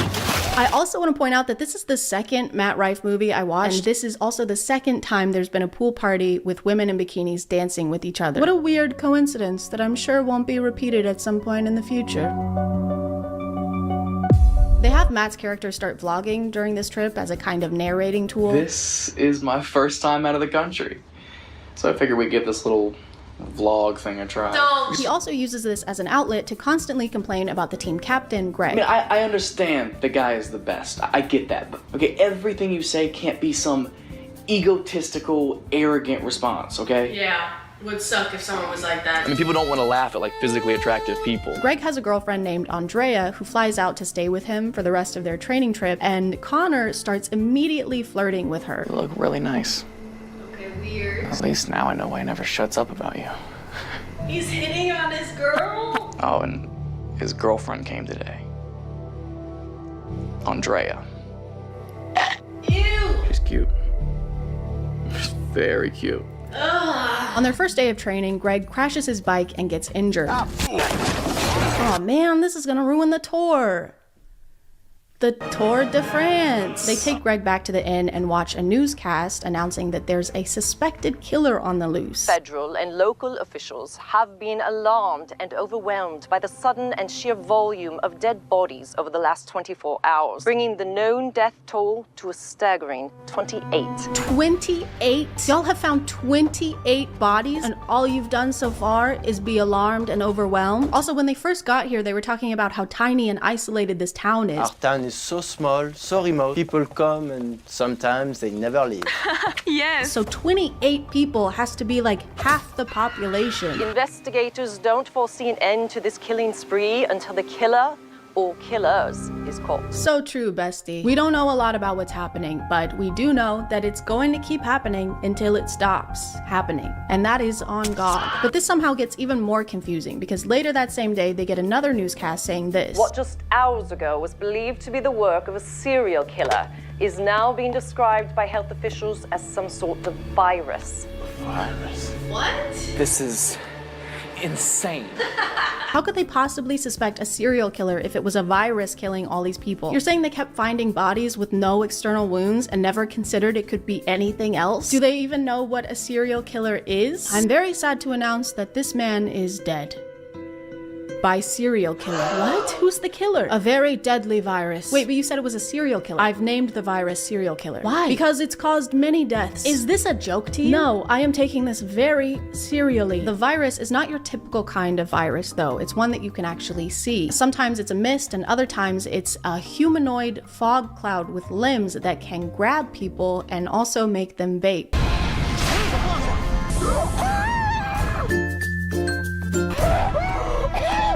Oh no, watch out, it's a virus!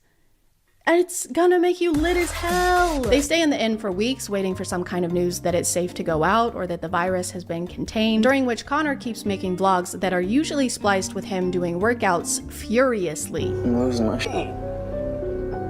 I don't know if anything matters anymore. It's today the day we die. What is he doing? Eventually, he moves his camera to a shelf in the bathroom so he can vlog while looking at himself in the mirror.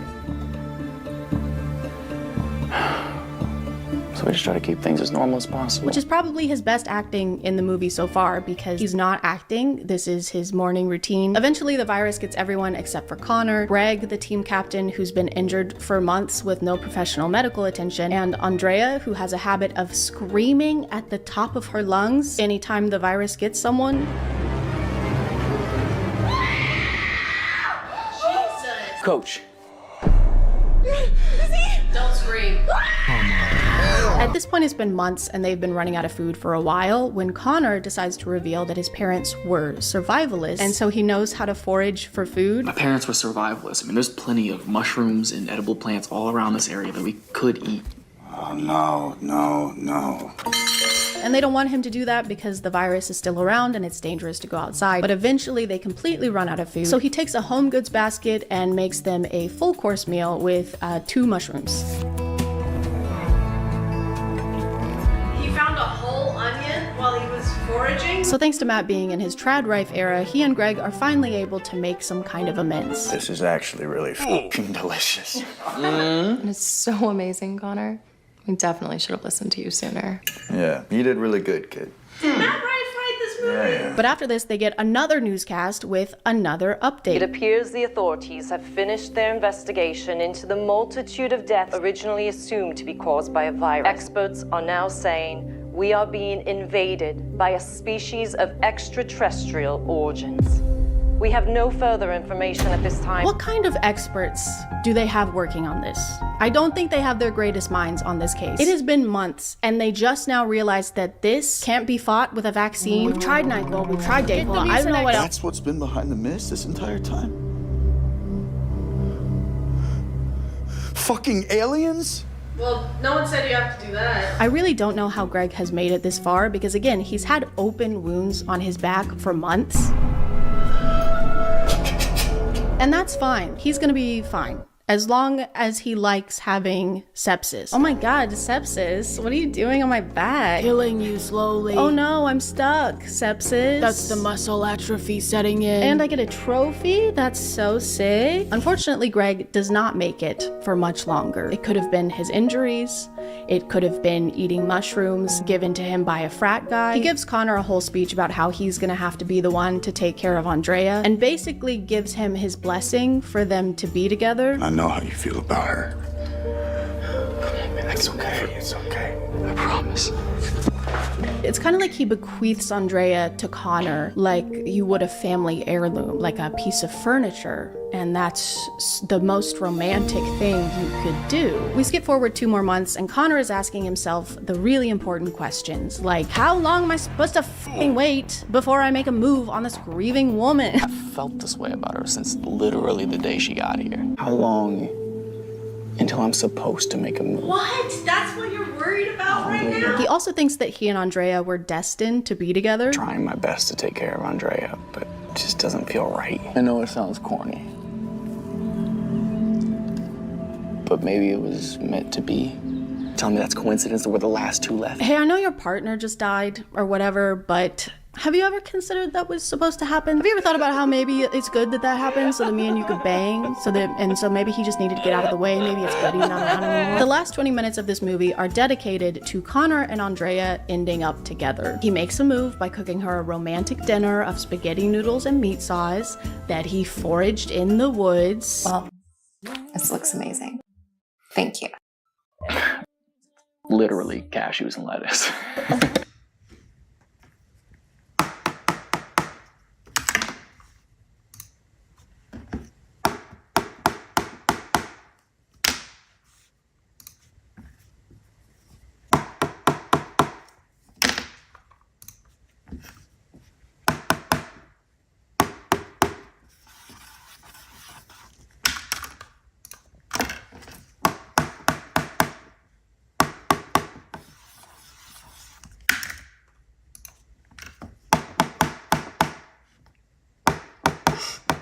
They spend the night dancing and smooching and kissing. Those are the same, the last 2 are the same thing. This is crazy.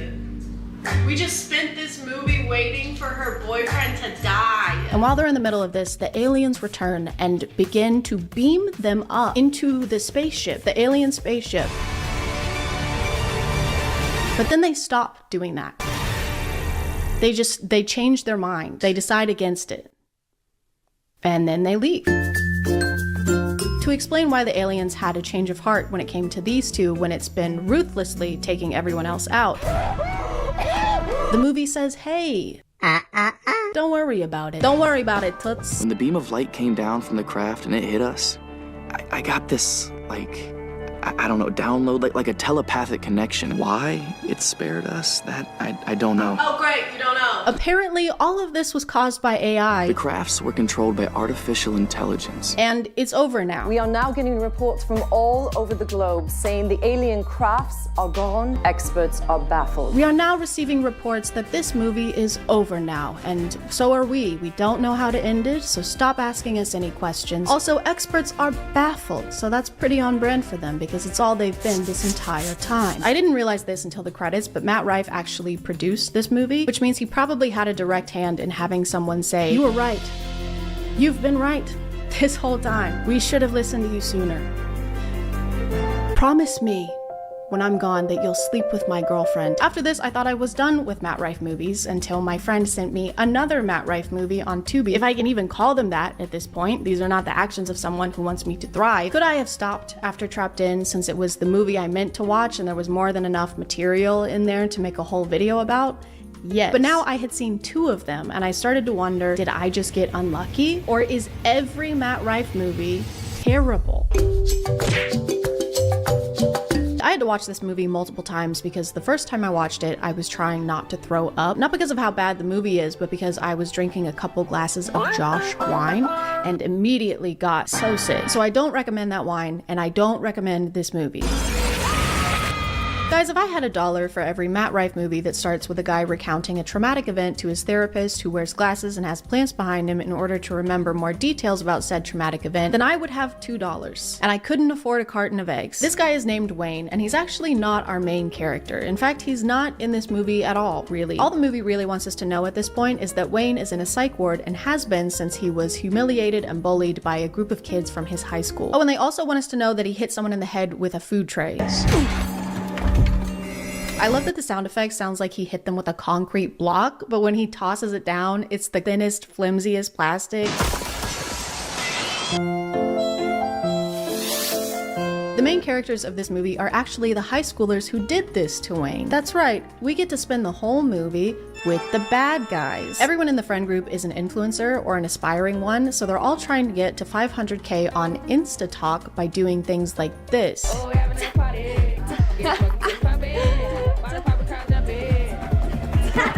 The friend we follow the most is Julie. She's also maybe the least terrible of the group, even though her boyfriend had a direct hand in what happened to Wayne, and even though she has the biggest AirPods you've ever seen. Julie gets a moment on InstaTalk, which is like a timed video message that disappears after it's been played, and she's horrified to see her friend Albert getting annihilated. She starts freaking out and calls her friend Tabitha, who also got the moment, but seems a lot less worried about it. Do you think it was real? It looked real. I don't know, but I'm freaking out. I'm coming over. Okay, I just gotta do one thing. Dude, I'm losing my shit right now. I mean, that makes sense for you to be losing your shit because one of our best friends literally just got stabbed, so it would be weird if you had any other reaction. Albert, the friend who just got eradicated, was apparently an internet prankster, and I'm not saying that means he deserves what happened to him.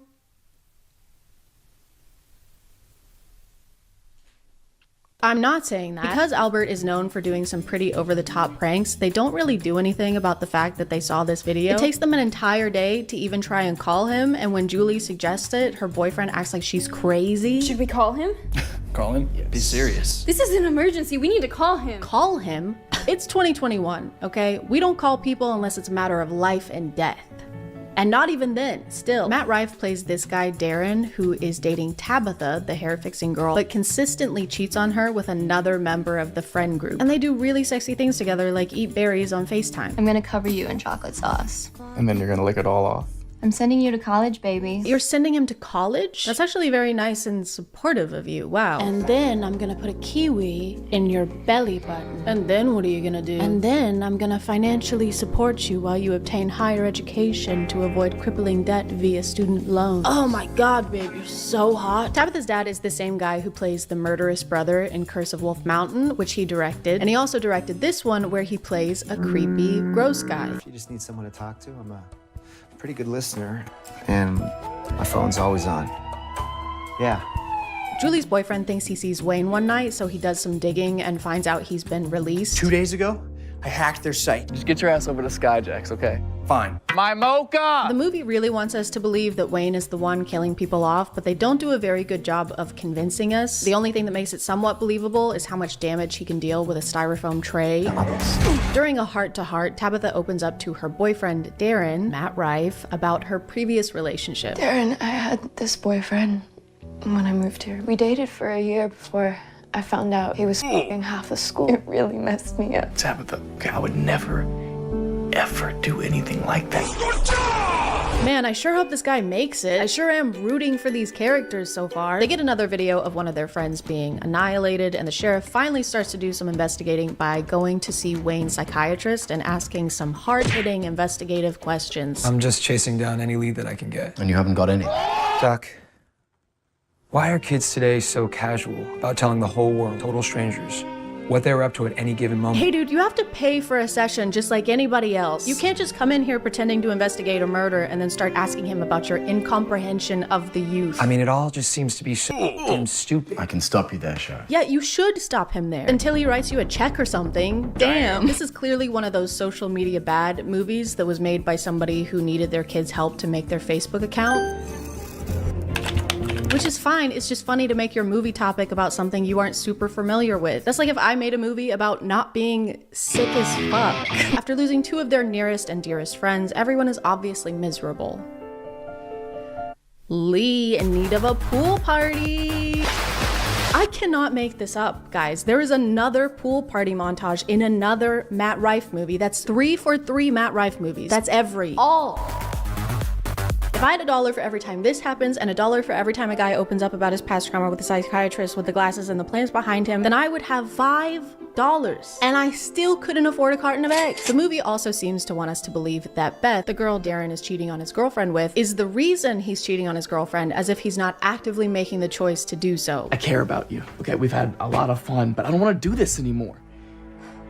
I don't know how much more obvious I could possibly be. I don't know, man. Maybe by not going with her to her house? Maybe by not cheating on your girlfriend with her for all this time? For this whole time? I know I came over here and I started making out with you, and also some of our clothes are off, but I don't want to cheat on my girlfriend. Why would you possibly think that? They eventually explain what happened with Wayne to Tabitha because they still believe it's him doing this to their friends. The whole thing was live streamed and filmed with multiple cameras, including the ones held by Julie's boyfriend and Darren. Also, Matt Rife almost trips here twice. Please be careful, Matt. The ground is rife with shrubbery. Julie tries to get rid of Tabitha's suspicions that Darren is cheating on her by saying he would never do that because she's super hot. He worships you. He's really vain and you're the hottest girl ever. And as we all know, guys only cheat on ugly girls. And that's proven fact. After Darren ends his affair with Beth, is that an affair if you're not married? It's not a fair either way. After Darren ends it with Beth, she wants some kind of revenge, so she goes to Tabitha's house to do things with her father. Once again, Beth is a high schooler. Okay? So this is very weird and bad and gross. But then the killer shows up and then kills him.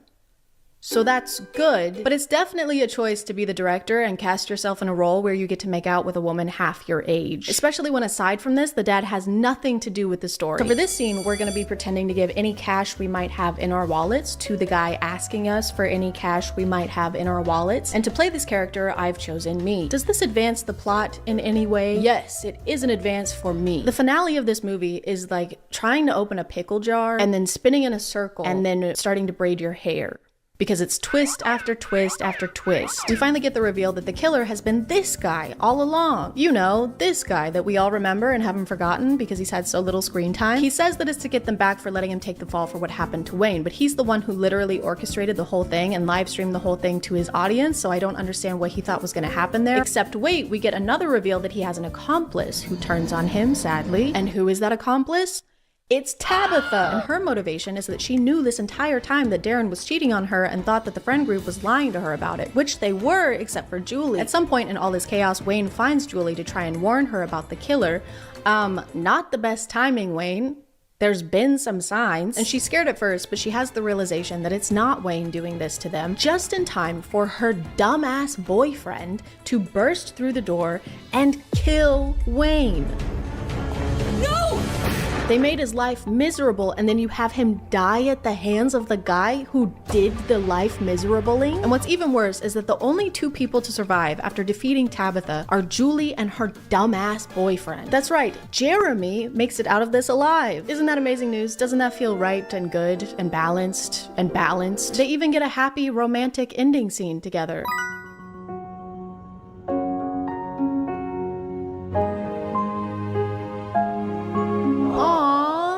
Your boyfriend is a murderer. The movie ends with Julie deleting her social media and giving up on the influencer lifestyle because she's realized that social media is bad now. It can kind of just take over your world until you don't recognize the person in your own selfies. That's actually really messed up, guys. She can't even recognize her selfie. So she sets her phone down, joins hands with her only surviving friend, and gallops into heaven, into a light bulb, perhaps. I don't know why it's so overexposed here. Maybe it's to signify how bright life is after all of your closest friends are dead. They have another twist that the psychiatrist was actually the one behind all of it, but I don't care. I don't give a fuck, okay? You can't have any more twists. You're in twist timeout. Do not twist it. Just kidding. I have to tap out here. It's about an old comedian meeting a young comedian who's also a Matt Rife and also is a vampire, and he has a terrible accent the whole time. I am Ethan Barr, and I am a vampire. Welcome to my home. It's incredible. Enthralled. You both could make it. and it's really bad. And I tried to watch it after Deathlink, and I was so sick from the Josh wine and so sick of watching Matt Rife movies, and I had to give up, and that's okay. I know my limits, and it happens to be 3 push-ups, 3 glasses of Josh wine, and 3 terrible Matt Rife movies. Okay, technically 4.5 movies, because I actually did finish the Don't Suck movie, and then I also watched half of a movie he was in called The Elevator, where Eric Roberts is his dad and he's trapped in an elevator, and his wife, who's Matt Rife's mom, is the same age as Matt Rife. And they were so bad that I can't let you think I didn't actually watch those. I need somebody to know that I did that. His dad is only trapped in the elevator for a few hours. He starts writing a letter to his family. By the time you find this letter, I'm not sure if I'll still be here. So now you know that information, and I don't feel any better still. So I'm gonna call it there, guys. This was a little bit longer of a video than I'm used to making, so let me know if that's cool with you or if you hated it. Actually, don't tell me if you hated it, because I can't regulate my emotions well enough to move past that kind of feedback. Thank you for subscribing, and if you are still here, thank you so much for watching. I appreciate you clicking on my videos out of all the videos that are on here, and I'll see you next time. Okay, bye. Hey guys, and welcome back to Boat of These Nuts. A cringe. My name is ChadChad. And lately, everyone on TikTok has been freaking out about a cruise ship. Can you imagine the type of drama that's gonna happen on that boat? Oh my god, the Saturn Age of the Seas is being hit by a storm. They're not letting us out on deck. I made an ultimate world cruise bingo card. I hate it here. That's insane. Yes, it started weeks ago. Yes, I am late. Yes, I recently started playing Fortnite, and it's all I can think about. But this isn't just any kind of cruise. This is the ultimate world cruise. And you might be thinking, well, why is everyone talking about this? It's just a boat, right? People go on boats all the time, and nothing has ever gone wrong with that historically. However, this cruise has been causing some buzz because it lasts for 9 months, almost a whole year, which kind of makes it less of a vacation and more of an expedition. What are we gonna do today? Relax. And what are we gonna do next month? Relax. And what are we gonna do next year? Relax. Still. Most people are lucky to get even a week of vacation, so 9 whole months is a pretty big deal. And you know what they say, you can never get too much of a good thing, especially when the good thing is living in confined spaces for long periods of time. Our bathroom is really tiny, but we make it work. So we're gonna be in this cabin for 9 months, so obviously I had to spruce it up so we won't looking at the plain walls all the time. My parents would wash and reuse Ziploc bags, so I've obviously never been on a cruise. So when I started watching videos about this one, I realized that these things are bonkers. I had no idea that these things are basically floating versions of Las Vegas. They have these huge ceilings and casinos, glass chandeliers and slot machines. Sometimes they even have shopping malls. These boats would have Danny Ocean foaming at the mouth. Well, actually, he's dead, so he's probably foaming all over. And because I got so deep into the 9-month cruise lore, TikTok just thinks I want to go on a cruise now and keeps showing me videos of other cruise ships. They have go-kart tracks and a water park. When did these get so intense? They aren't even boat-shaped anymore. This looks like you could use it to dehydrate meat. This is not at all what I pictured cruises being like. Whenever people talked about them, I just assumed it was like the sea version of camping. Like, being away at sea is just not something we have to do anymore. I don't think people in the 1600s would have opted for that if they knew about Delta Airlines. Dearest children, it's day 197 of our vacation. Yesterday, we lost only 5 to scurvy. Things are finally looking up. There's a witch on board spouting about how we need fruits or whatever. Says we need more vitamin C, but we have quite enough C. Thank you very much. Anyway, we fed her to the sharks. Missy lots. On top of it being 9 months long, people were also shocked to find out how much the Ultimate World Cruise was charging its passengers. That is 274 nights where you see 11 world wonders and you get to visit over 60 countries. The cheapest package for the whole 9 months is around $60,000, and I'm pretty sure this is the room you get at that price point. Come on in. And obviously, as an interior cabin, you know, we had to bring the outside in, so we did that with some help from IKEA. Shout out to their plant walls. So for the cheapest package, you're essentially paying $6,666 per month, which is the number of a beast and a beast of a number. I'm sure a lot of things like food and activities are included in this, but this room is tiny. It has no windows. If I want to spend $7K to sleep on a bunk bed, I can just go back to college. If you move up a tier, the junior suite start at $117,000, but if you want guaranteed windows, you can get the royal package, for $760,000. That's it. This package includes top-notch living spaces, unparalleled accommodations, and complimentary services like getting to board the life rafts before the stinky poor people. For legal reasons, this is a joke and not a service offered by the Ultimate World Cruise. I'm sure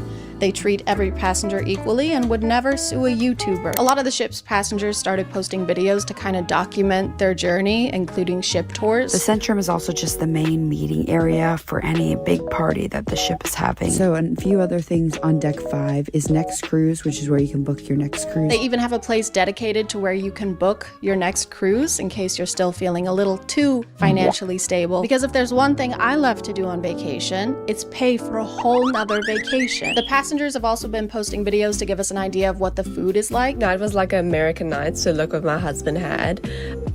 That burger looks so good. The ship has a buffet that's included in everyone's package, and if you want some variety, there are restaurants you can eat at for extra money. But if you have the Royal package, you get to eat the freshest members of the basic package. For legal reasons, this is a joke and not a service offered by the Ultimate World Cruise. I'm sure they eat every passenger equally. The cruise only left Miami on December 10th, but some people already seem kind of over it.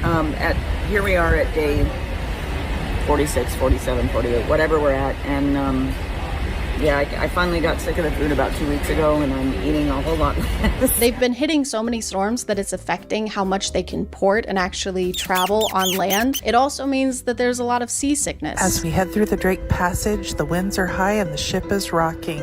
Seasick bags are at every stairwell and elevator at the ready. And I was gonna say that a vacation where everyone's throwing up doesn't sound great, but they did start in Miami and it's pretty customary there. The storms have gotten bad enough that they've caused flooding inside the ship. Things got a little tense. Elevators shut down.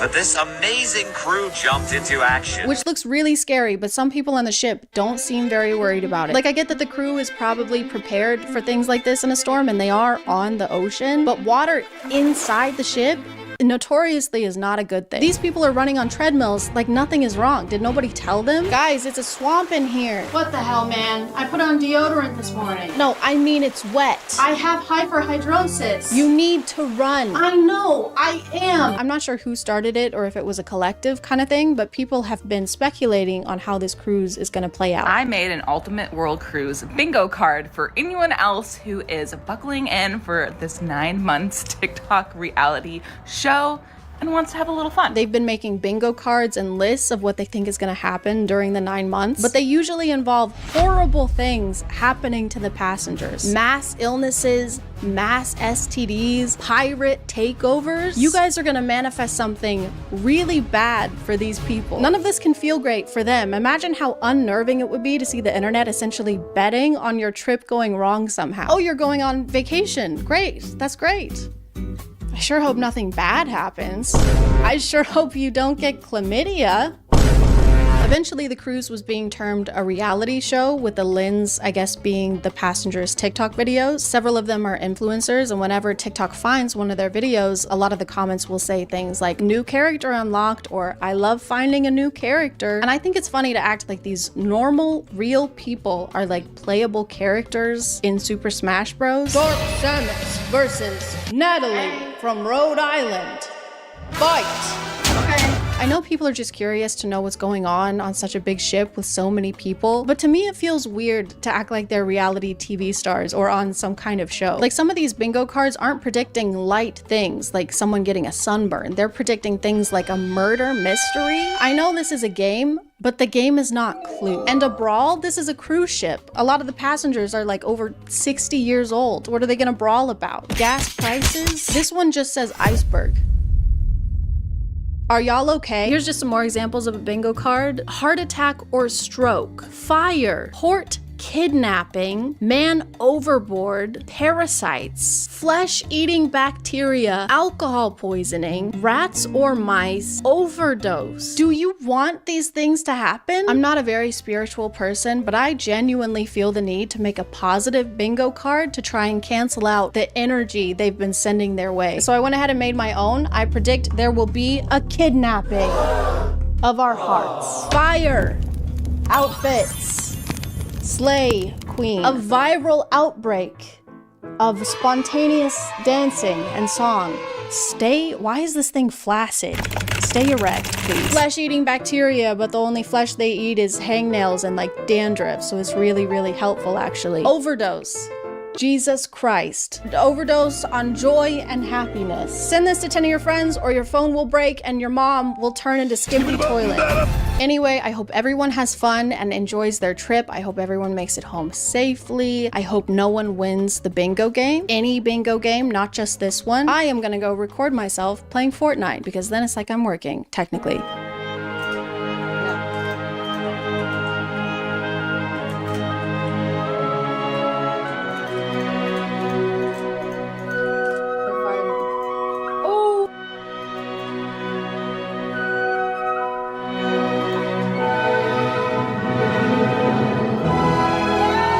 Okay, bye.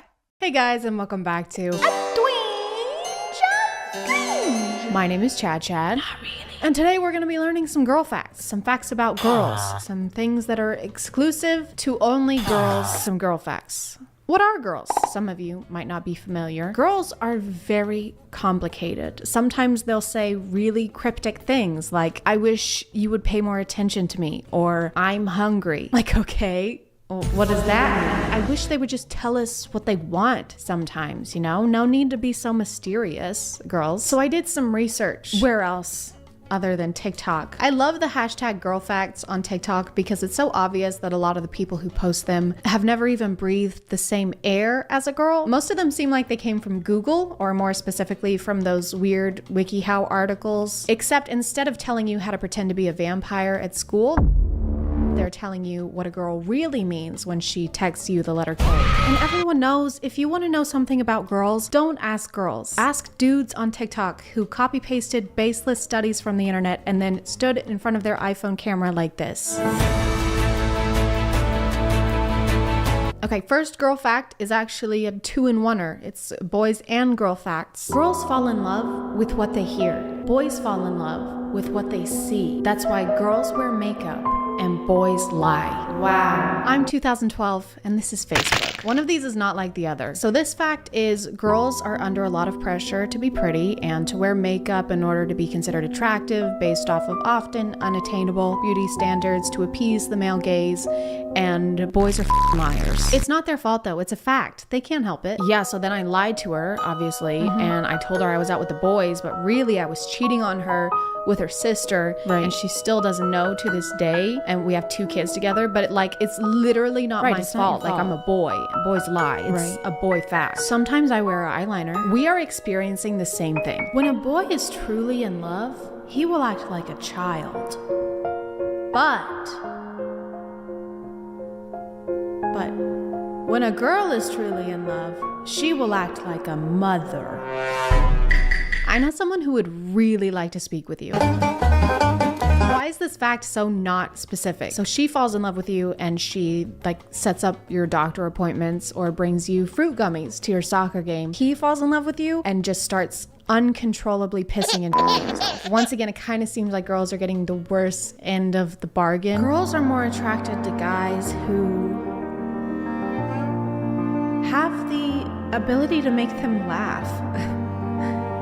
Yes, that's it. That's the whole fact. Man, I wonder how many studies they had to conduct to figure out that girls are more attracted to people who have a similar sense of humor to them. Hashtag psychology. Hashtag psychology facts. This applies to literally everyone. Yeah, so when someone makes you laugh, it makes you feel good inside. Okay. So you like them. But if someone doesn't make you laugh, then it doesn't make you feel good. Okay. So you doesn't like them. Probably. Whoa, dude. I know. That's psychology. It's like psychology. It's psychology. It's psychology. And why are we in the ocean? Why are we underwater for this? I just can't believe it, dude. Guys, I know. You should write a book. I really should. Oh my god, that would be insane. Write a book. What would you call it? Lord of the Guys, I'm actively drowning. Friends of food, not fish. Girls normally fall in love with older boys. Girls hate it when boys always talk about themselves. But girls like it when boys pay attention to them and tell them how important they are. Yes. These are just basic rules for interacting with anyone ever. No one really wants to hang out with someone who only talks about themselves because it means that they probably don't care about what's going on with you as much. And yes, girls usually like when people tell them they're important and pay attention to them because they are human beings. This video has 500,000 likes, which means that 500,000 people watched this and thought this was informational. This taught me something that I didn't know before. I just had never considered having basic human decency before, but now I will. Only 4% of women consider themselves beautiful. If a girl goes silent during a conversation, she is probably overthinking what you just said. You cannot just pull statistics out of your ass, plop them onto a picture of a sunset, and label it a psychological fact. Where did 4% come from? Was there a control group? Was there a placebo effect group? I don't know anything about scientific studies. Was there a hippopotamus? Girls easily get carried away by their emotions. This is true. My emotions have been bulking. 70% of girls use silence to express pain. Again, with the statistics, this is literally impossible to be fact. It is a subjective reaction to being sad. You cannot just make sweeping generalizations with no study and no research. There have to be actual scientists and like placenta pills. Unpopular fact. If a girl goes silent during a conversation, it means she's probably overthinking what you just said. A lot of guys tend to get annoyed at this, when in reality it's easily fixable. They just need reassurance or for you to explain something again so they don't feel the need to overthink it. Unpopular fact is not a thing. A fact cannot be unpopular because it's a fact. I will define fact right now. The truth about events as opposed to interpretation. This is an interpretation of what you think is going on in a girl's head whenever she goes silent during conversation. But if this is happening a lot to you, Cody, then maybe you should not be wondering why she keeps overthinking and consider that maybe you just keep saying stupid shit. This is just a word for word copy of the other one that we saw. What BuzzFeed article are you guys stealing this from? Unpopular fact, plagiarism is not cool. You wouldn't plagiarize a car. You wouldn't plagiarize a handbag. Downloading a plagiarism is stealing. Just because her eyes don't tear doesn't mean her heart doesn't cry. Those are called emotions. Like if I were to say that your TikTok reads like the inner monologue of a 3-year-old child, that would probably make your heart cry, but that's just called having feelings. I like that the people posting these kinds of videos apparently know so little about girls that they have to steal every girl fact from each other. I've seen this one at least 5 times. Maybe we're not overthinking all the time. Maybe we're trying to like remember the lyrics to a song, or you have something stuck in your teeth. And another girl fact is that they have to trim their fingernails every 30 seconds or they will fall off and grow legs. Then they can actually reproduce, and that's how the thumb people from the third Spy Kids movie were made, but you probably didn't know that because you're a girl. And your mind physically cannot process the incredible graphics from the Spy Kids franchise. The true meaning behind the girl texts. She's mad. I'm fine. She's not fine. It's fine. It's not fine. I don't care. She really cares. It's okay. I'll be okay. She's hurting a lot. Oh, okay. Her heart just shattered. Okay. Everything is good. Okay. Something might be wrong. Okay. Something is really wrong. Don't try to guess a girl's feelings. Always ask her. So I'm kind of starting to get mixed signals. You said if a girl says she's fine, then she's not fine, and just to go with the opposite of whatever she says. But now you're saying that we should just ask her and never assume. So your girl fact is just to ask a girl. But we came to you for girl facts. We came for your expertise. We're not going to be able to learn about girls anywhere else. Girls want nothing more than to feel loved. I mean, I can think of a couple things. We might also want basic respect, safety. Safety is nice. Equal pay. That might be cool. If not, that's totally fine. When she stares at you mouth, kiss her. That is 100% not what you should do. It's just based on some of the previous girl facts we've seen. It doesn't seem like y'all are the best at picking up on signals, so maybe don't kiss girls just because they happen to glance at your mouth area. If she starts cussing out a storm at you and tries to be all big and bad with you, kiss her and tell her that you love her. Got it. Okay, so if a girl is visibly upset with you, don't admit fault. Just kiss her, because all girls want is love. When she's quiet, ask her what's wrong. Oh, that's sweet. Yeah. If she pulls away, pull her back. Is this girl language or serial killer language? Because I genuinely can't tell anymore. If she tells you a secret, keep it safe and untold. If she looks into your eyes, look back into hers and don't look away until she does. Definitely sounds like something a serial killer would do, which checks out since you're driving us around in a car at night on an empty road to bury us, no doubt. Do not take any of this advice. If you were to see any of these happening in real life without weirdly motivational music in the background, it would be terrifying. Hey, are you okay? Yeah, I'm fine. You just got really quiet. Yeah. Yes, I did. If you're overthinking something I said, I do not care about anything you've said ever. It's gonna be okay, okay? I'm here to protect you. Okay, I'm just trying to diffuse this, okay? And if I make one wrong move, the whole world will literally end, so I could really use some silence right now, okay? Okay.